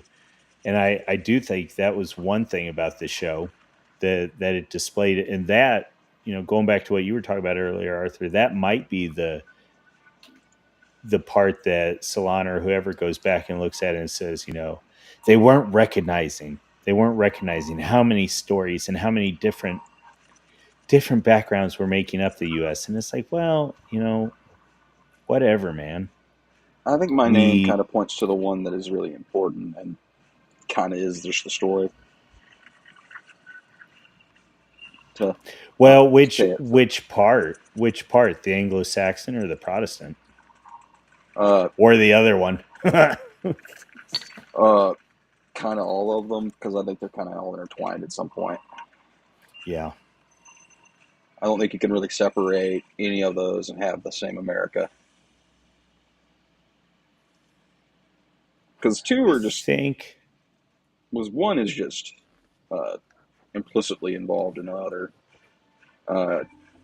and post Glorious Revolution, at least the Protestant part was firmly and inextricably linked to the Anglo-Saxon part. And when I say Yeah, Anglo-Saxon, I'm including but the Scots and the Welsh. well, see, and that's where it gets I use sticky. it. Actually, Uh, Arthur had a fun post about that. yeah. The kangaroo. Well, and if you oh saw yeah, it, you saw my perspective on that. That I think throughout history they've sort of been a people of convenience, to their own detriment. It's not their fault, but uh, but yeah. Go ahead. to your point, Panda. Though I mean, that's talking about the single story state. That's an excellent point that comes into just today. Politico, to their credit, actually, the article is not that bad, and it was fairly balanced, as discussing the rise of the term heritage American and how it's even made it up to the halls of DC, with JD Vance discussing heritage America and Yep. the Civil War, uh, soldier rolls with the last names and whatnot. And you have so many different forces fighting against that, because how dare we stop being this newly reimagined propositional nation that you just show up and you can be a 14th Amendment American or paperwork American. I mean, those are harsh ways to say it, but it's 14. the buy-in is that's what seems they've been trying to make that go away. That you can't. This isn't just an idea. This is ancestry. This is history. Yeah. This is heritage, and that doesn't mean that Khan in King of the Hill could not come over and be like, yeah, he's an American. He's an American. But that very first episode, I don't think if anyone remembers, but his wife is saying, "Be nice to the neighbors. We already got kicked out of L.A. and we got kicked out of Phoenix, and now we're Yes. here in Texas." To So my he's not state's detriment, she said his Mississippi, for God's sake. They do got what? kicked out of Mississippi, for God's sake. Oh, Mississippi. Oh, that's right. Yeah, who gets kicked out of Mississippi? Yeah. And through the series, though, I Yes. didn't catch up on every single Khan episode, but it is kind of his semi journey of assimilation itself. Like the one time he loses his job and he says, "I'm going to become redneck," Right. and so he starts staying at home, drinking beer and stuff. They're like, "Well, that's not the best representation of how to say you're assimilated there." But that was interesting how they kind of handled that It- with Khan being there and stuff. there's this push and pull throughout the series too with is it Kim Wasanasan or Tim whatever it is. Wasana-san. Tim Wasanasan. And so there's this issue of not only am I in the US at this point, but what is Laotian culture in the US? And so Khan's constantly being pulled between that because he is in the lower part of the suburbs, the lower middle class. he's not fulfilling all of his duties as a good Asian America, and so he's not able to get into the different golf clubs, or Connie's not going to the right camps so that he could still be Laotian inside of America. And so I think, yeah, I think you hit on it in a really interesting way, because yeah, they exaggerate it on the redneck side, and so he's doing this Asian redneck thing. But part of that too is because he's not he's failing to keep up with his cultural identity of Asian American, and more specifically Laotian American. And so there is sort of this end of the rope thing of, how do I just integrate with the people of Ireland and with the people right here on my street? Which, I mean, frankly, is yeah, probably the best thing he could have done. there's a whole episode where the guys, Hank, Bill, Boomhauer, they build Khan a swimming pool, and then he gets wrapped up into an anti-communist militia movement and turns his pool into a traditional Laotian like pond or some shit. Uh, and at the end, he embraces being called. He doesn't give a crap about being called banana, yellow on the outside, white on the inside. Uh, he just embraces being Khan, which is, there is some very Evolian moves there from getting schizo about it. No, it works. It does start to rub up against. Well, so Arthur's hit on it before, the idea that, like, yeah, ethno states don't exist, but there needs to be a monoculture. And so, and Evola, Yeah, you need. go ahead. I was just gonna say, yeah, you still need to have a majority dominant culture, and we're kind of at this vector point in history, which it's hit a couple of times before. But just to say, for right now, we're in this weird point in history of not only our country but in other countries, in the UK itself. What do they know of England that only England knows, type thing, and who is the identity of it, and especially when you have articles. Just a few years ago, Brett Stevens from New York Times, only mass deportation can save America. And one of the quotes in there, he comes off, it's a smarmy thing because he's talking about, oh, we've got to deport all the MAGA Americans and all the heritage Americans because they're not getting with the idea of America, the right program. And the craziest quote from that article says, because I'm the child of immigrants and grew up abroad, I have always thought of the United States as a country that belongs first to its newcomers. And it's like, whoa, man, no. We don't assimilate to you. We're not here to fit in with you. You're here to fit in with us. That doesn't mean that you have to deny and totally erase any of your old ways or whatnot. But it also doesn't mean that we need to bend over backwards at every turn to make you feel better for being here in our country. I think that's where it gets really mixed up.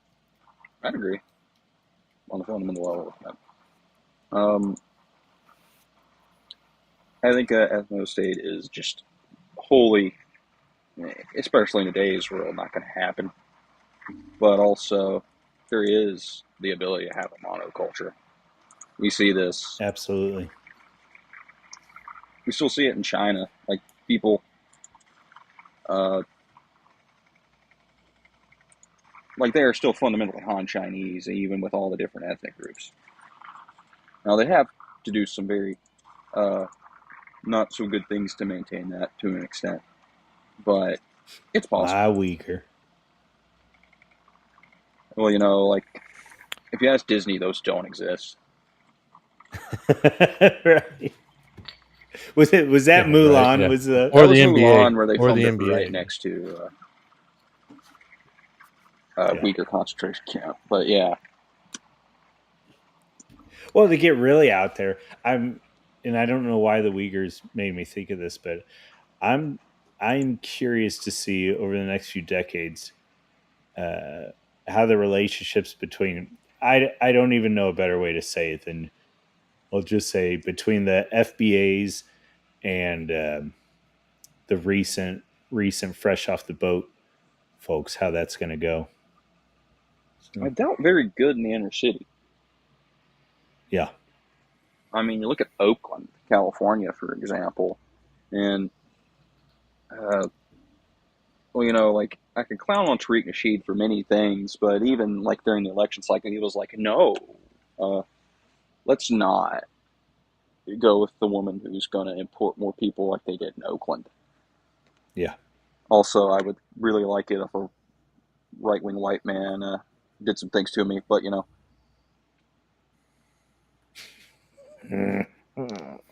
It's funny you mentioned Oakland. You know, the one state one city in the state of California who loses not one, not two, but all three of their In-N-Out Burger And a franchises due to crime. whole professional sports team to Vegas. Twice. Remember? Oh, Because yeah. they moved out of there before. And Are the Raiders in Vegas? aren't the A's moving out too? Yeah, I got a story after the stream that I'll let y'all know about, not on here, about Oakland. Okay. But yeah, it's yeah. I mean, I'd say my final point on that is that identity is probably going to be one of the biggest questions. Who is and who isn't? Who are we? Like Samuel Huntington said, that's going to be the defining question of the 21st century, amongst many others that need to be answered. Yeah. In one way or another. Well, and it'll be, you know, let me see if I can, since we're already on here, let's see, can we, I don't know if that did what I wanted it to do. All right. I don't know who that guy is. I don't know. It'll be interesting. That's, you know, King of the Hill was already dealing with it with the, what were they? They were the Susanusa phones. Super nuisance phones. Yeah. I've been watching this since I was in like the second grade. I know too much. So, well, fair enough. I imagine you and I are the only ones who did every last episode. I've done every last episode multiple times. I didn't even have to watch it recently to remember this. It's just I the have core not done memory. it. I did it. So there are episodes I have seen multiple times, but I have only done the entire series once.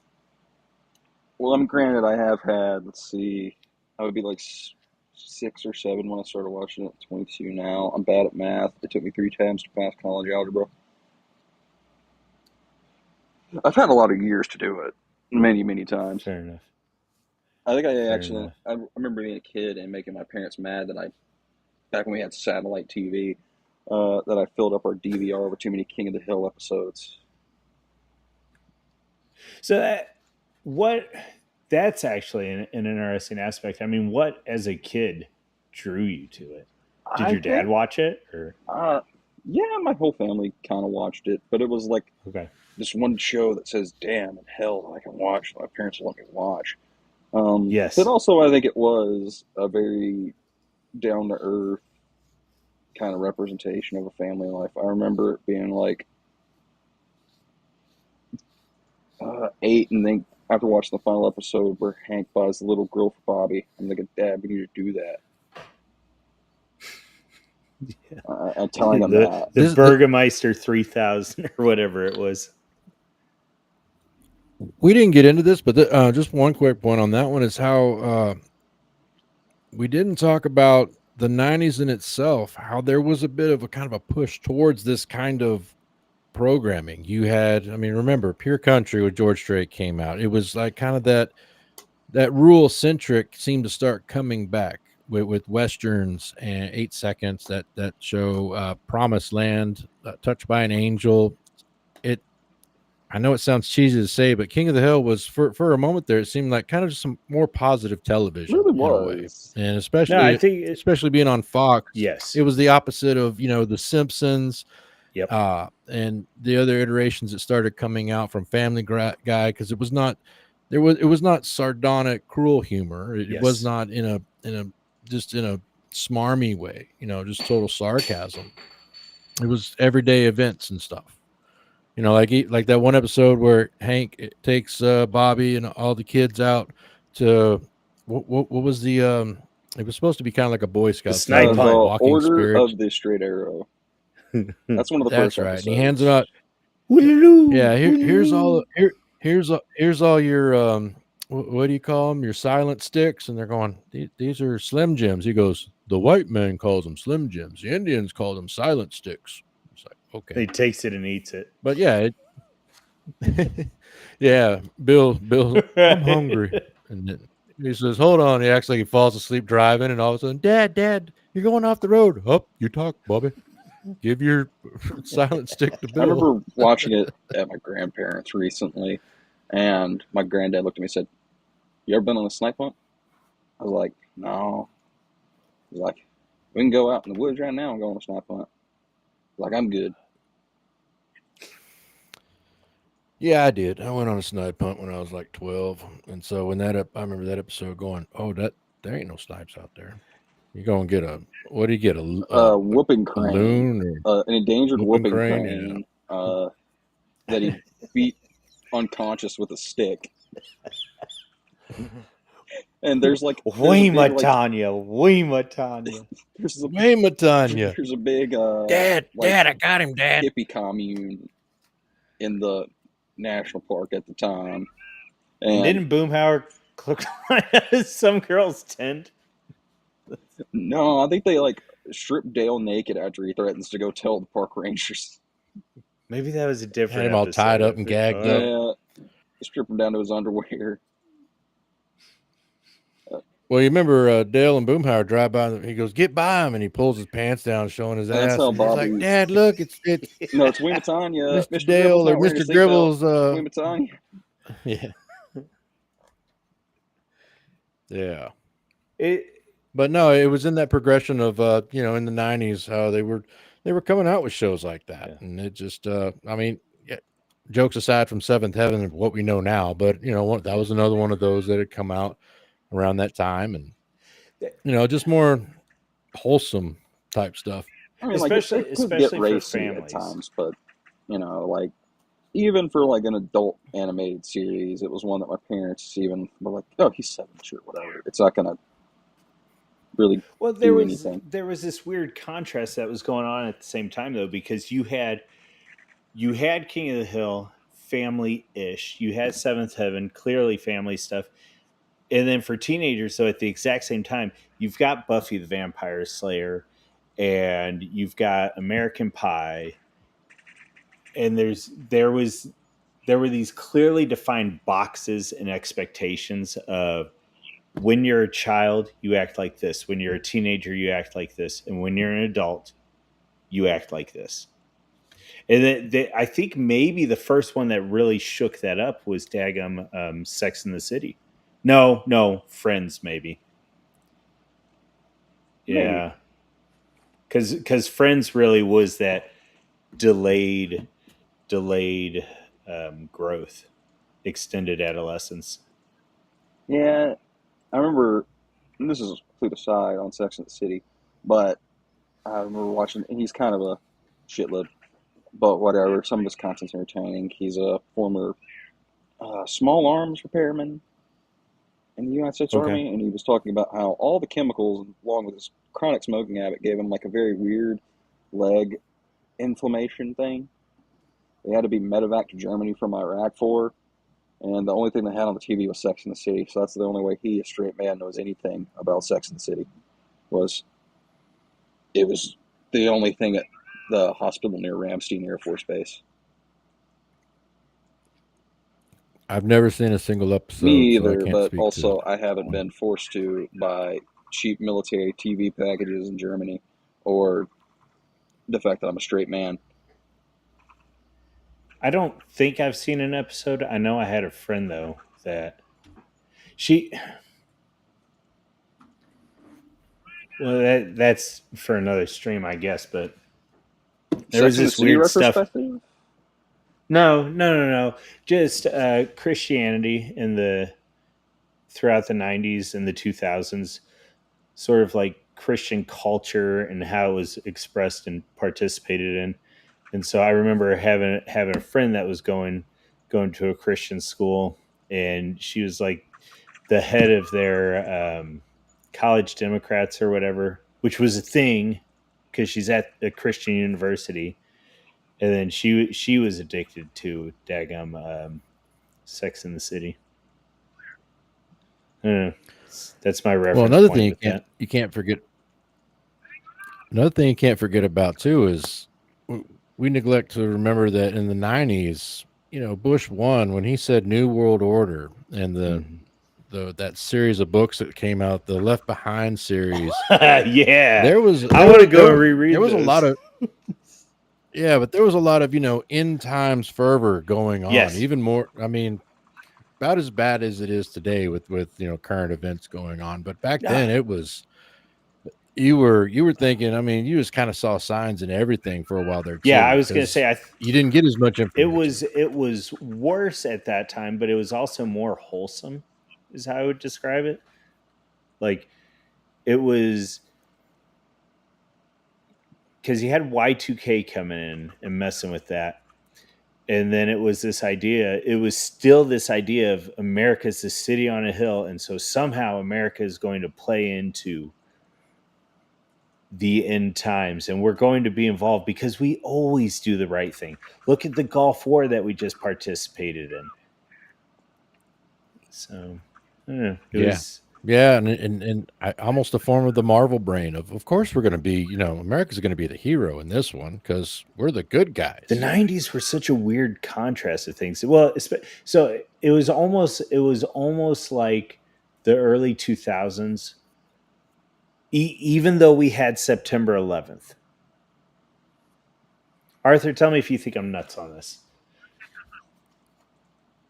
The 90s. 42. What's that? I said 42. Okay. So I'm thinking the 90s we got we became very insular in what we were looking at. And we had Waco and we had Ruby Ridge and we had Oklahoma City. And then right all the way through, then we have Columbine in 1999, and we're questioning doom, and you have the rise of And World Trade Center 1 in 1996. Yeah. Okay. That brings up a And- very bad movie my friend showed me recently, which is a Christian flick about Columbine. Oh. It's terrible. Like, I watched the trailer. We were drinking at the time, so I couldn't help but laugh, and it felt like I was the worst person ever for laughing at a Christian flick about Columbine. But they include a Down syndrome character. Okay. I'm thinking, no, they're not going to have the Down syndrome character get shot in Columbine. Like, this is just terrible. What's the message here? Yeah. Elephant's a weird movie too, but I'll have to remember the name of it. You know what? Actually, I shouldn't, so no one sees it. Because it is like God's Not Dead, but worse. Okay. Are you sure this isn't one of the current AI right? videos they're coming out with? I've seen Sasquatch and Downey out in the woods at least 10 times. If he can ever talk about it, because he has a friend that's in the industry. He helped work on the movie Lady Ballers from Daily Wire. Dude, you are killing me right now. Oh man. I don't know if he might have helped worked on this one too. But you're not talking about that. Well, no, that wouldn't be Columbine, but that Homestead movie. I don't know if he worked on that one. That was awful. He said that one day he's going to be able to tell me everything about Lady Ballers and the production therein. Oh my. I'm thinking, I need to get a fifth of bourbon one night and just try to wear you down. Get some truth serum in him. Yeah. But yeah.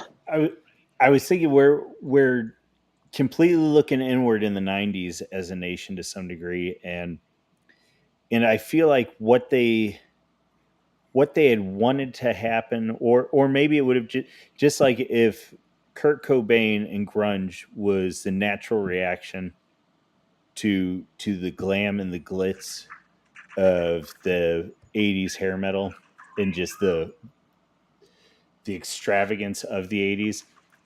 I do feel like in the 2000s we tried to have this great washing of what the 90s had been in this looking insular, but then obviously that was interrupted with Dagum September 11th, and all of a sudden we had to start looking out at the rest of the world.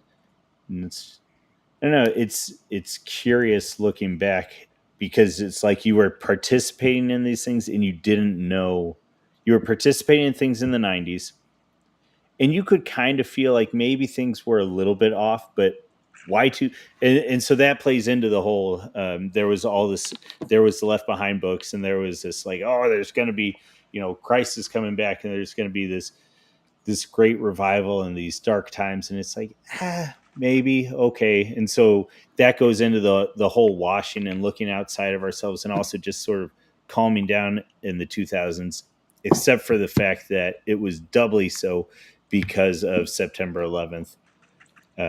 Pre Y2K was, it was weird times. Well, I mean, even Y2K though, it was kind of funny. I was in Japan, New Year's Eve of '99, and so I'm trying to recall. I think technically we hit the year 2000 before the U.S. did a little bit or something, but I mean, by and large, I guess because I was not within the American media Yes. bubble, within that, centric to that, I can't really speak to what it was like being in America, at the strike of midnight for 2000, thinking stuff was going to happen. Now, of course, reading about it, the preppers and the prepper movement, of course, has been going on for a long time before that. But this was like, this is going to be the catalyst here. And then it was kind of a nothing burger, really. Funny story. The only thing that go ahead, Arthur. I was going to say to bring it back to King of the Hill in a minute. I was going to do that after. I was just going to say the only funny thing that happened to me was I went to the ATM. I was in Iwakuni, Japan, and I went to the ATM that next day, and I was very, very low man on the totem pole in the military at the time, but somehow I had like $14,000 in checking, and I had to call the bank, and I said, "Hey, what's up with this?" And the lady was very polite and helpful, and she just said, "Yeah, that's there. We have a few accidents like that. Please don't spend any of that money." And I'm going, I mean, I was young, but I wasn't dumb. I'm going, no, I'm not gonna spend it because you're just gonna pull it back. But I shilling again. But I have an entire essay called "American Miasma," based upon 9/11, and as cliche as it sounds, that was my catalyst, historical moment where paradigm shift the world, how things happen in the world. Just like LP Hartley said in The Go-Between, the past is a foreign country. They do things differently there. And that was kind of, for me, not only because it was an immense, terrorist attack on American soil, that was kind of counter to it. It was the reactions and what happened, and seeing the cognitive dissonance of seeing, cause effect action between media and whatnot, that made me start looking at everything differently. Yeah. Well, and I'm trying to remember King of the Hill. I think they were one of the series that did not address 9/11, did they? They did not address 9/11. They didn't. I looked all over the place because I wanted to see that one specifically to see how they treated that. And they addressed Y2K was what I was going to get at a couple times. Well, My Name is Earl had a funny episode on. They Y2K. Did. I watched that one a lot. Even My Name is Earl did address 9/11. Okay. Yeah, did any of them? Yeah, they did. Seventh Heaven did, sort of. My Name is Earl. They had the Cops episode. It was the second Cops episode, which takes place right after 9/11, and it's like the 4th of July they after had 9/11. Oh, I misunderstood you. My Name is Earl did 9/11. Yeah, okay. They had the second Cops episode, but the Cops episodes are some of the best in the series, in my opinion, in terms of just how funny they are. In the second one, it's 4th of July after 9/11. And so 2002. You go back and watch that show. And they have like Dunk Osama bin Laden and Dunk Tank. Okay. And there's just so many little things like that. It's like, well, this is just about a year before I was born. So I don't really know how that felt. The closest feeling I can get to post 9/11 patriotism is listening to Toby Keith. Man, I mean, it's a stream in itself, and I know it's been done to death, but it's I Yeah. don't I don't know how to express the before times.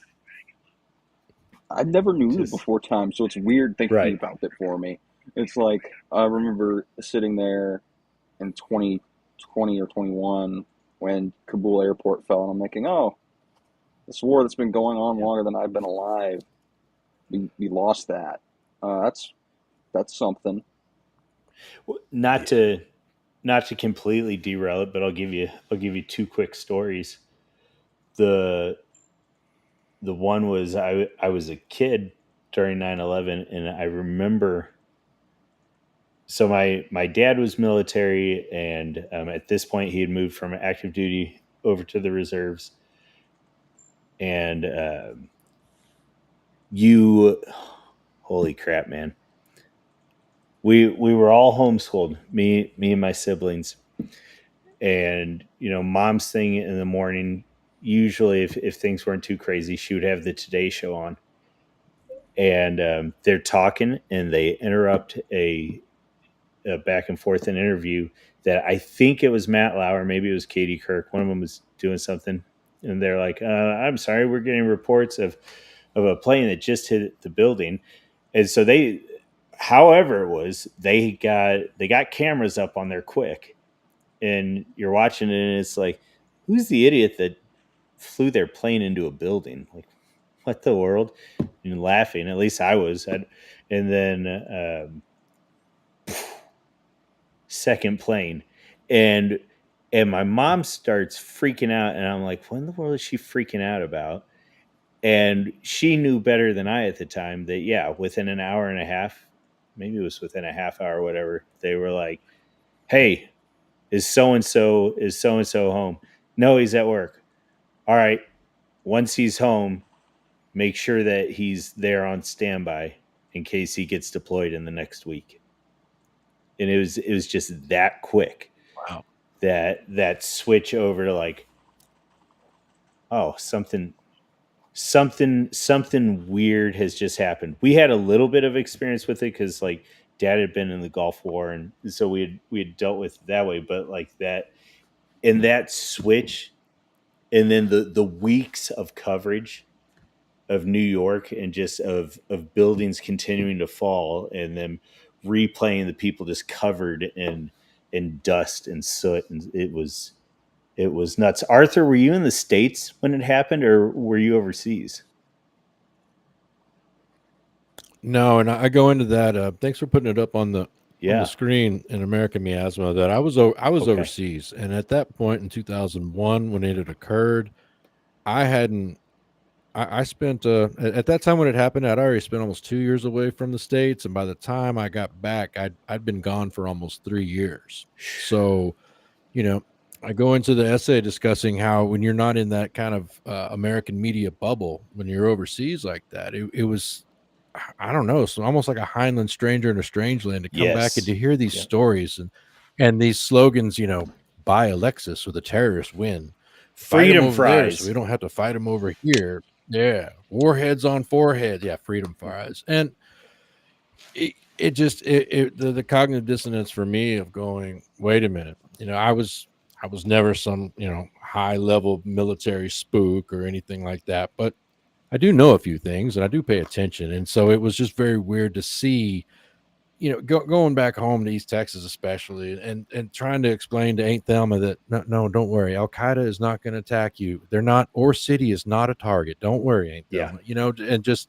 people to be, so paralyzed with this abject Hmm. fear of terrorism, and for me, kind of not laughing at it, but in a way, not kind of having a different understanding of it. That wait a minute, I was deployed, I was underway when the USS Cole got hit. They're off the Gulf of Aden Yeah. in Yemen. I was out there when other things. This has been going on. Yeah, it came home this time, but to try to say that they're coming over to take away our freedoms and just all of the the propaganda was I just a bit much for remember, me.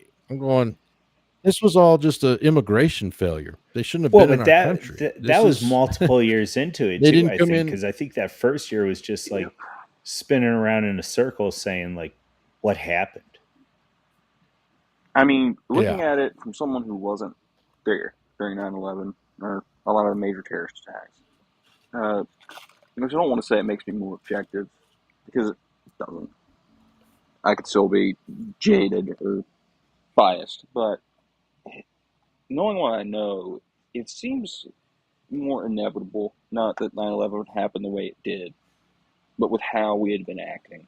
Our foreign policy at that time, over the course of the 90s, our complete embracing of immigration and laxing of those rules, it was inevitable that something like 9/11 would happen the way we have been acting and the way we've been supporting these groups covertly throughout the Cold War.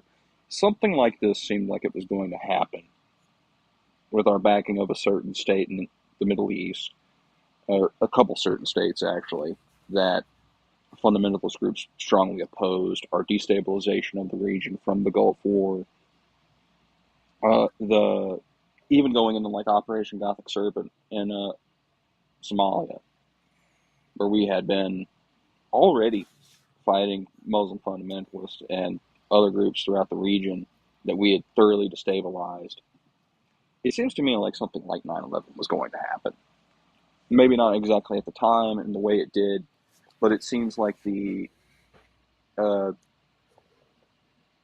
conclusion of what we were doing. Well, I think everything you said is fair.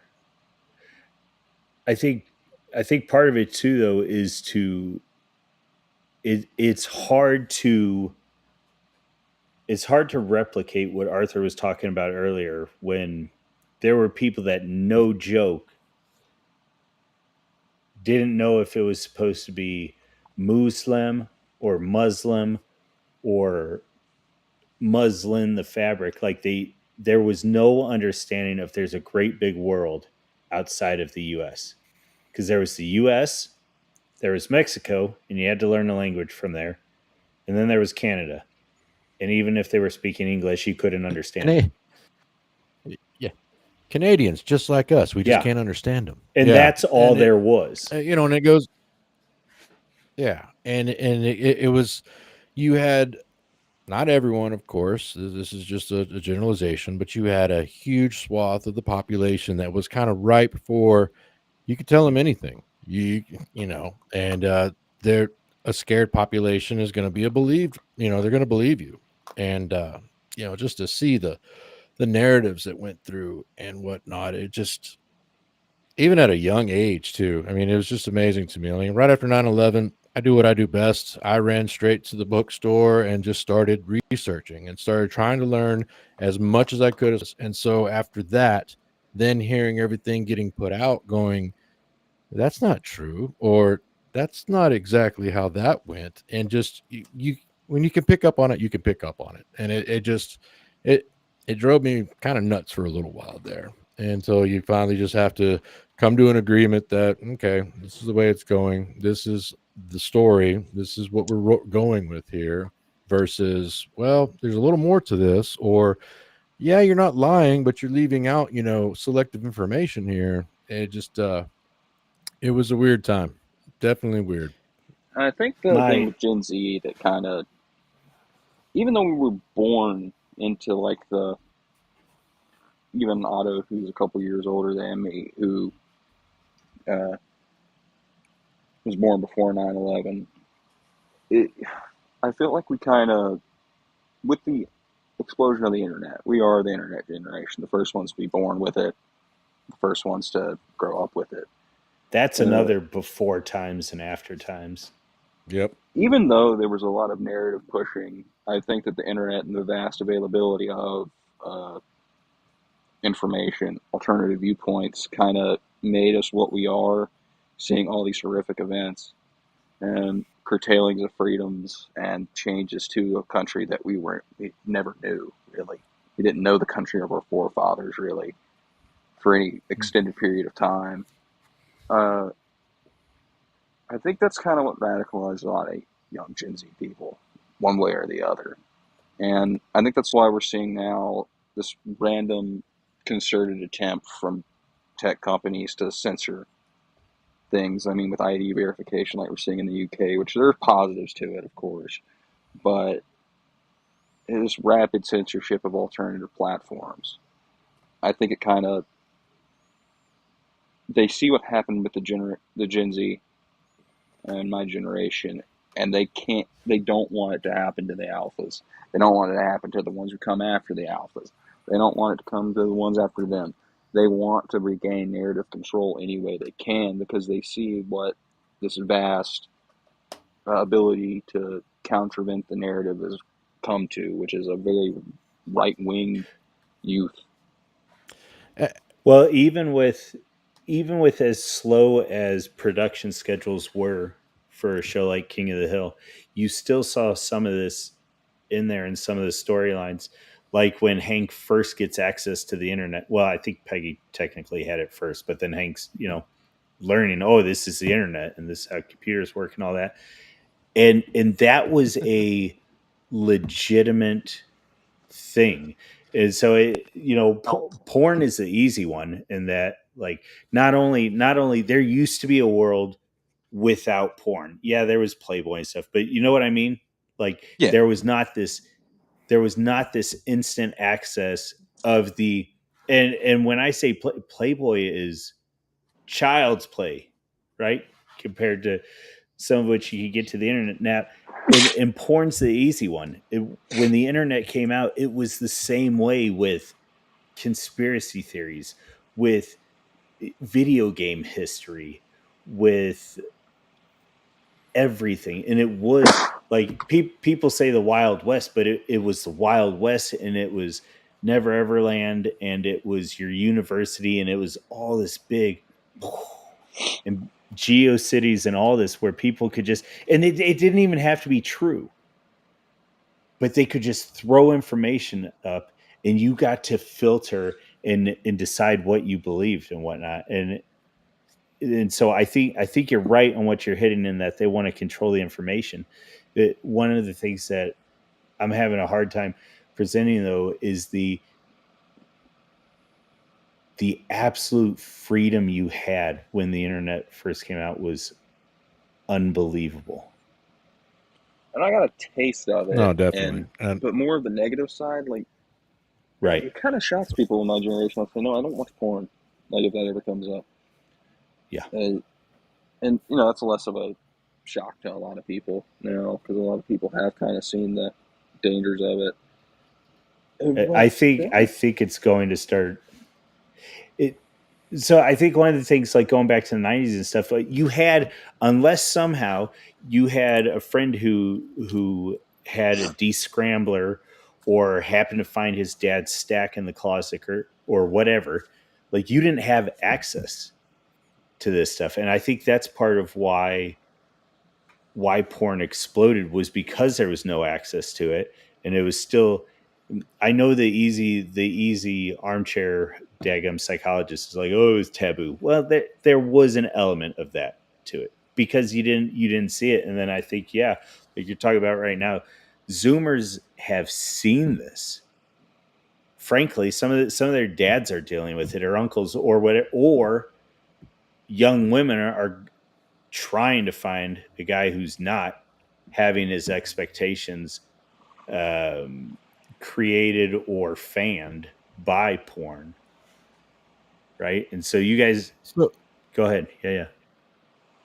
Oh, sorry to interrupt. No, I was just going to say, I don't want this to sound as a critique, but it's more of an observation on not only Gen Z, but I'd say amongst a broader spectrum of the population, that with the internet as it is right now, information wise, you have people who it's like the analogy drinking from a fountain, drinking from the fire hose of information. And so that also complicates and has its own effects in itself, because then, you have people, not everyone's going to turn into say a a Pat Buchananite, or there's also people singing the praises of, say, the Mamdanis of New York City, and other figures. So it seems like, or going into the rabbit holes and believing that there's people hiding in your cabinets in your kitchen right now that are controlling everything. So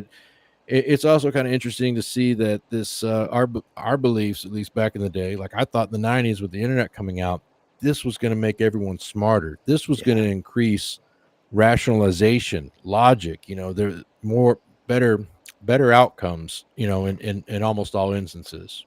And yeah, very naive thing to think, but I was also like 13 years old. Right, and you had And Encarta now, shoved in your face, and all the all the educational opportunities, and it's like, well, maybe it wasn't such a good thing. Sorry, and now, yeah, no, and when it first, hit the scene, and the dial up, the banner, you've got mail and stuff, and you could get on there. And for a kid of my compunction, and now, and just as it was then, loving information, having that knowledge at your yep. fingertips, it was the cat's meow to jump on there and say, oh my gosh, they have all of this on this website. I can go through this history of this, and it was not realizing not everyone was going to use it for that, not realizing that, oh, now 20, 30 years later, oh, AI cat videos, AI Sasquatch with Downey in the woods, A bunch of AI, just, autodynaphiliacs. and so that you have somebody who before this, in the before times, they would have understood that there was a perversion there. Maybe you should try to just at least walk the straight and narrow, or pretend to be normal. But no, now you can get online and find probably 5,000 other people from across the world that are into your Yes, weird yes, fetish. yep, There's And a now, good 4chan green text where it's like, before the internet, I want to have intercourse with a toaster. Dude, that's weird. Shut up. Don't tell anyone about that. Uh, with the internet, I want to have intercourse with a toaster.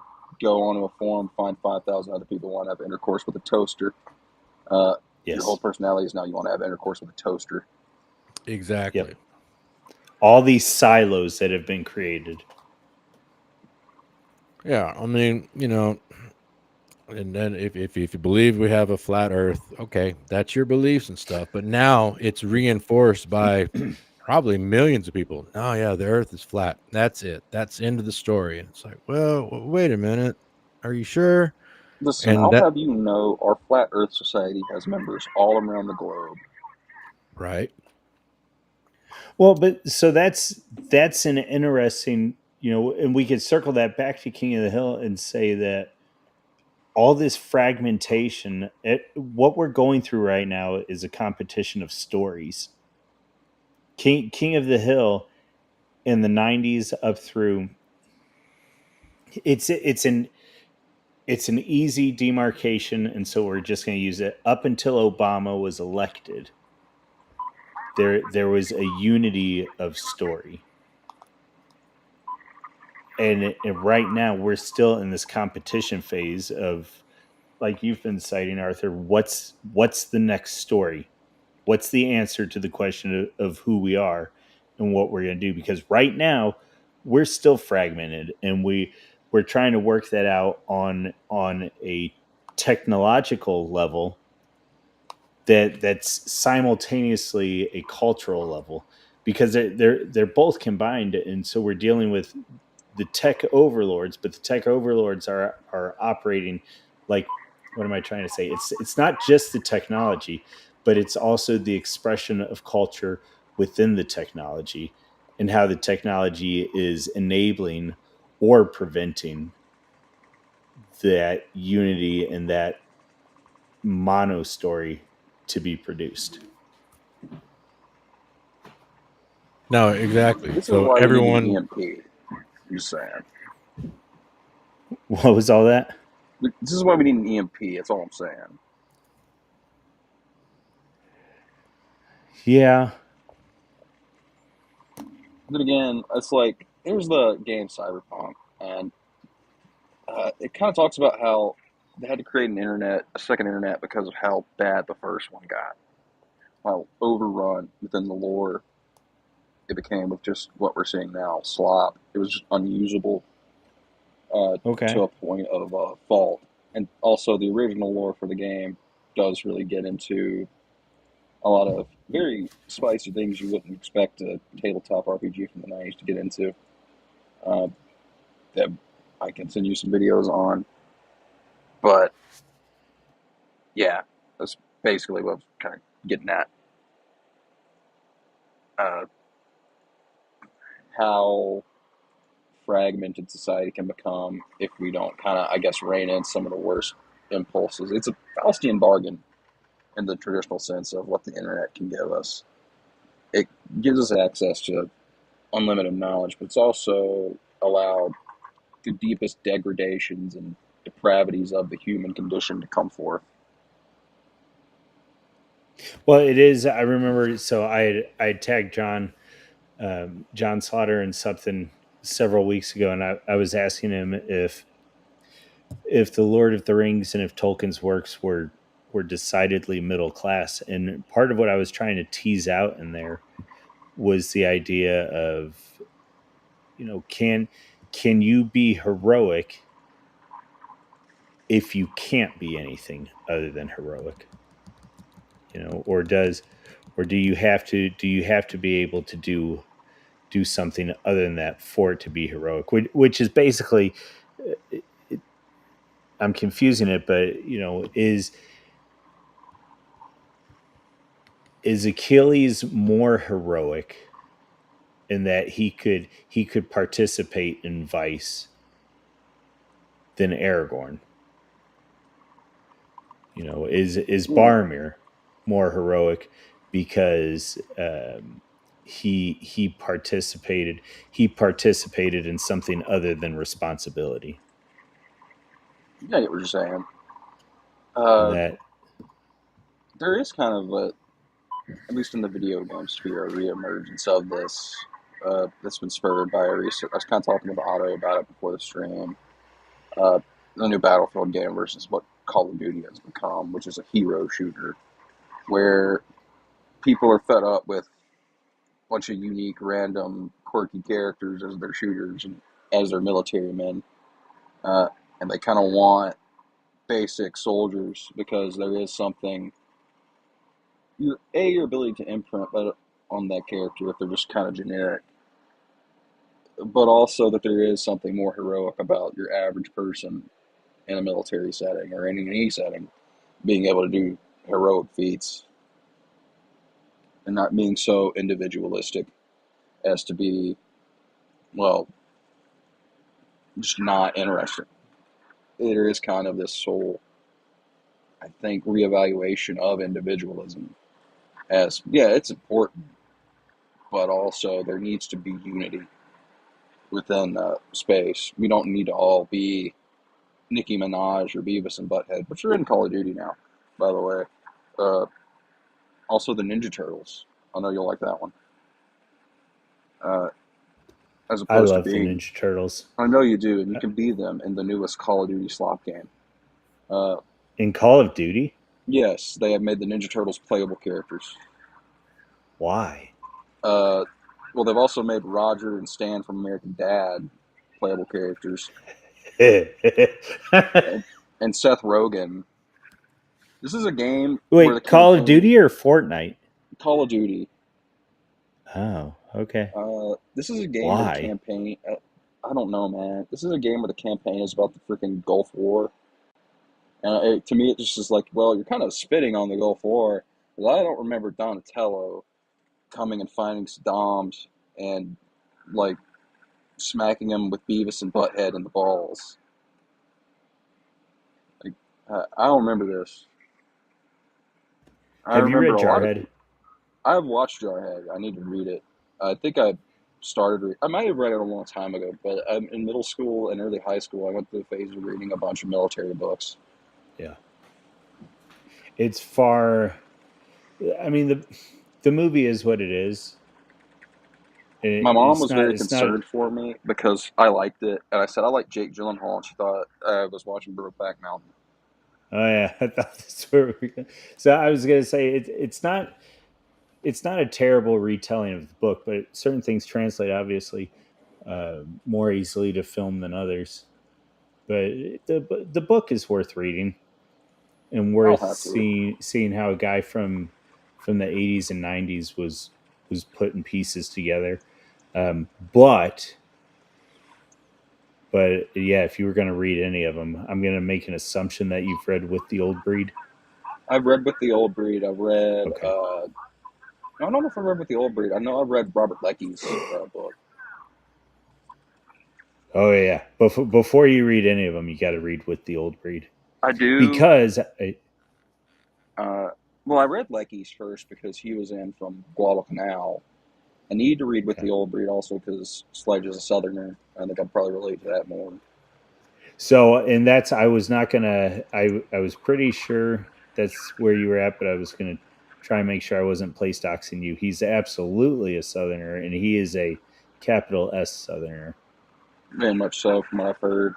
I Yeah. took a course on World War II this past semester, and I wish I had gotten this guy's info because he's a EA-18G Growler pilot in the Navy and going to college at the same time. He might be ECMO, now I think about it. But either way, cool guy, and he did his on amphibious warfare. He was like, yeah, if we were to invade mainland Japan, we would have to gas them. Like, that was the plan. So he kind of talked to me about some of it. He also called Japanese people the three-letter variation of that in front of the whole class. I was like, gosh.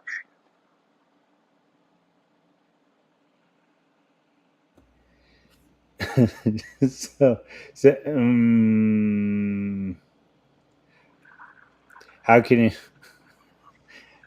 you tell that the Japanese paratroopers are out? I don't know. I'll let you think about it because I can't say it online. But I'll wait until after the stream's over. okay, that'd be fine. But I'm trying to find along something we've been talking about, and I can't find a good quality picture of it. While you guys are talking, I'm trying to find a picture. It's something you'd been talking about, but you guys go on for a second. I'm trying to find a picture. Gotcha. Where was I? So yeah. Uh, I mean, I think we've probably covered King of the Hill pretty well, oh yeah. Yeah. I mean, there but was like, I guess, kind of an episode where the man became a communist.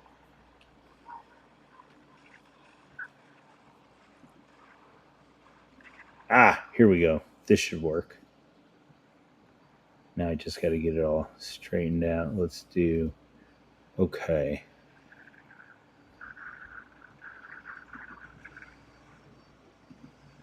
Okay, so Wasp, I think it was you that had mentioned it earlier. This idea of cohesiveness or whatever. This is, and some people toss it out. I think there's some decent ideas to consider in this. Are you guys familiar with generational theories, the fourth turning, and all that? Yeah, my grandmother talks about that at Sunday dinner all the time. Really, your Yeah, grandma she sounds does. awesome. She is. Okay. She's really cool. She's my favorite one of the two. The other one's kind of, oof. Like, Okay, fair enough. But in here, you could see or shoot, I need to be on a different tab. Anyway, you see the hertz, the red line. yeah, That, yeah. So that's your cohesiveness idea. And so, sort of what you were talking about, and I think part of what we were talking about witnessing in King of the Hill, and then the expectation of what's necessarily going to have to happen here in the next few decades is an upward trend in cohesiveness. Now, what I think is really interesting, if I remember the fourth turning, Strauss and Howe primarily, they were saying this is an Anglo expression, and you can find a Chinese expression, you can find expressions from other civilizations, but the Anglos do it every 80 years, and you see a coming together and a falling apart, and a coming together and falling apart, And so we're moving back into a coming together portion, according to Strauss and Howe. But regardless of the holes that we can punch in there, I do think it's interesting to recognize that I think everybody is expecting some form of cohesiveness, unless they're just either straight up Q-tards or so far up the idea of dagum. What's the one where not competing narratives, intersectional. Yeah, Thank you. gay Yeah, race communism. intersectional issues. Right. So unless they're so far to the left or the bottom right, I think there is this recognition of, for there to be any sort of continuation, there's going to have to be some form of cohesiveness and some form of mono story that emerges. Yeah. Yep. But all right, gentlemen, I greatly appreciate your time here talking about King of the Hill and No getting problem at this all. going. This was a lot of fun. I think we hit on, boy, we went far afield, but I think all of it tied back to the 90s, to the early 2000s, and to what King of the Hill was presenting, the context in which it found itself, and hey, maybe the next one will even be halfway decent. We'll see. Do you guys want to do any shilling, or are we good to go? You can follow me on Twitter at Witty12. It's just my gamer tag. We're not going to talk about how I came to that name, but yeah, just kind of I post. Yeah, absolutely. I'm going to get back in the description and try and make sure that's all updated. Arthur, you got anything for us? I've got your Substack up there, and then you're also on X. Yeah, just like you said, I write a Substack, Arthur and Callie's Thoughts, and you can follow me on X at Arthur Returns with 2 S's. All right, gentlemen, greatly appreciate it. You guys all have a good one. You do, man. Thanks for having me.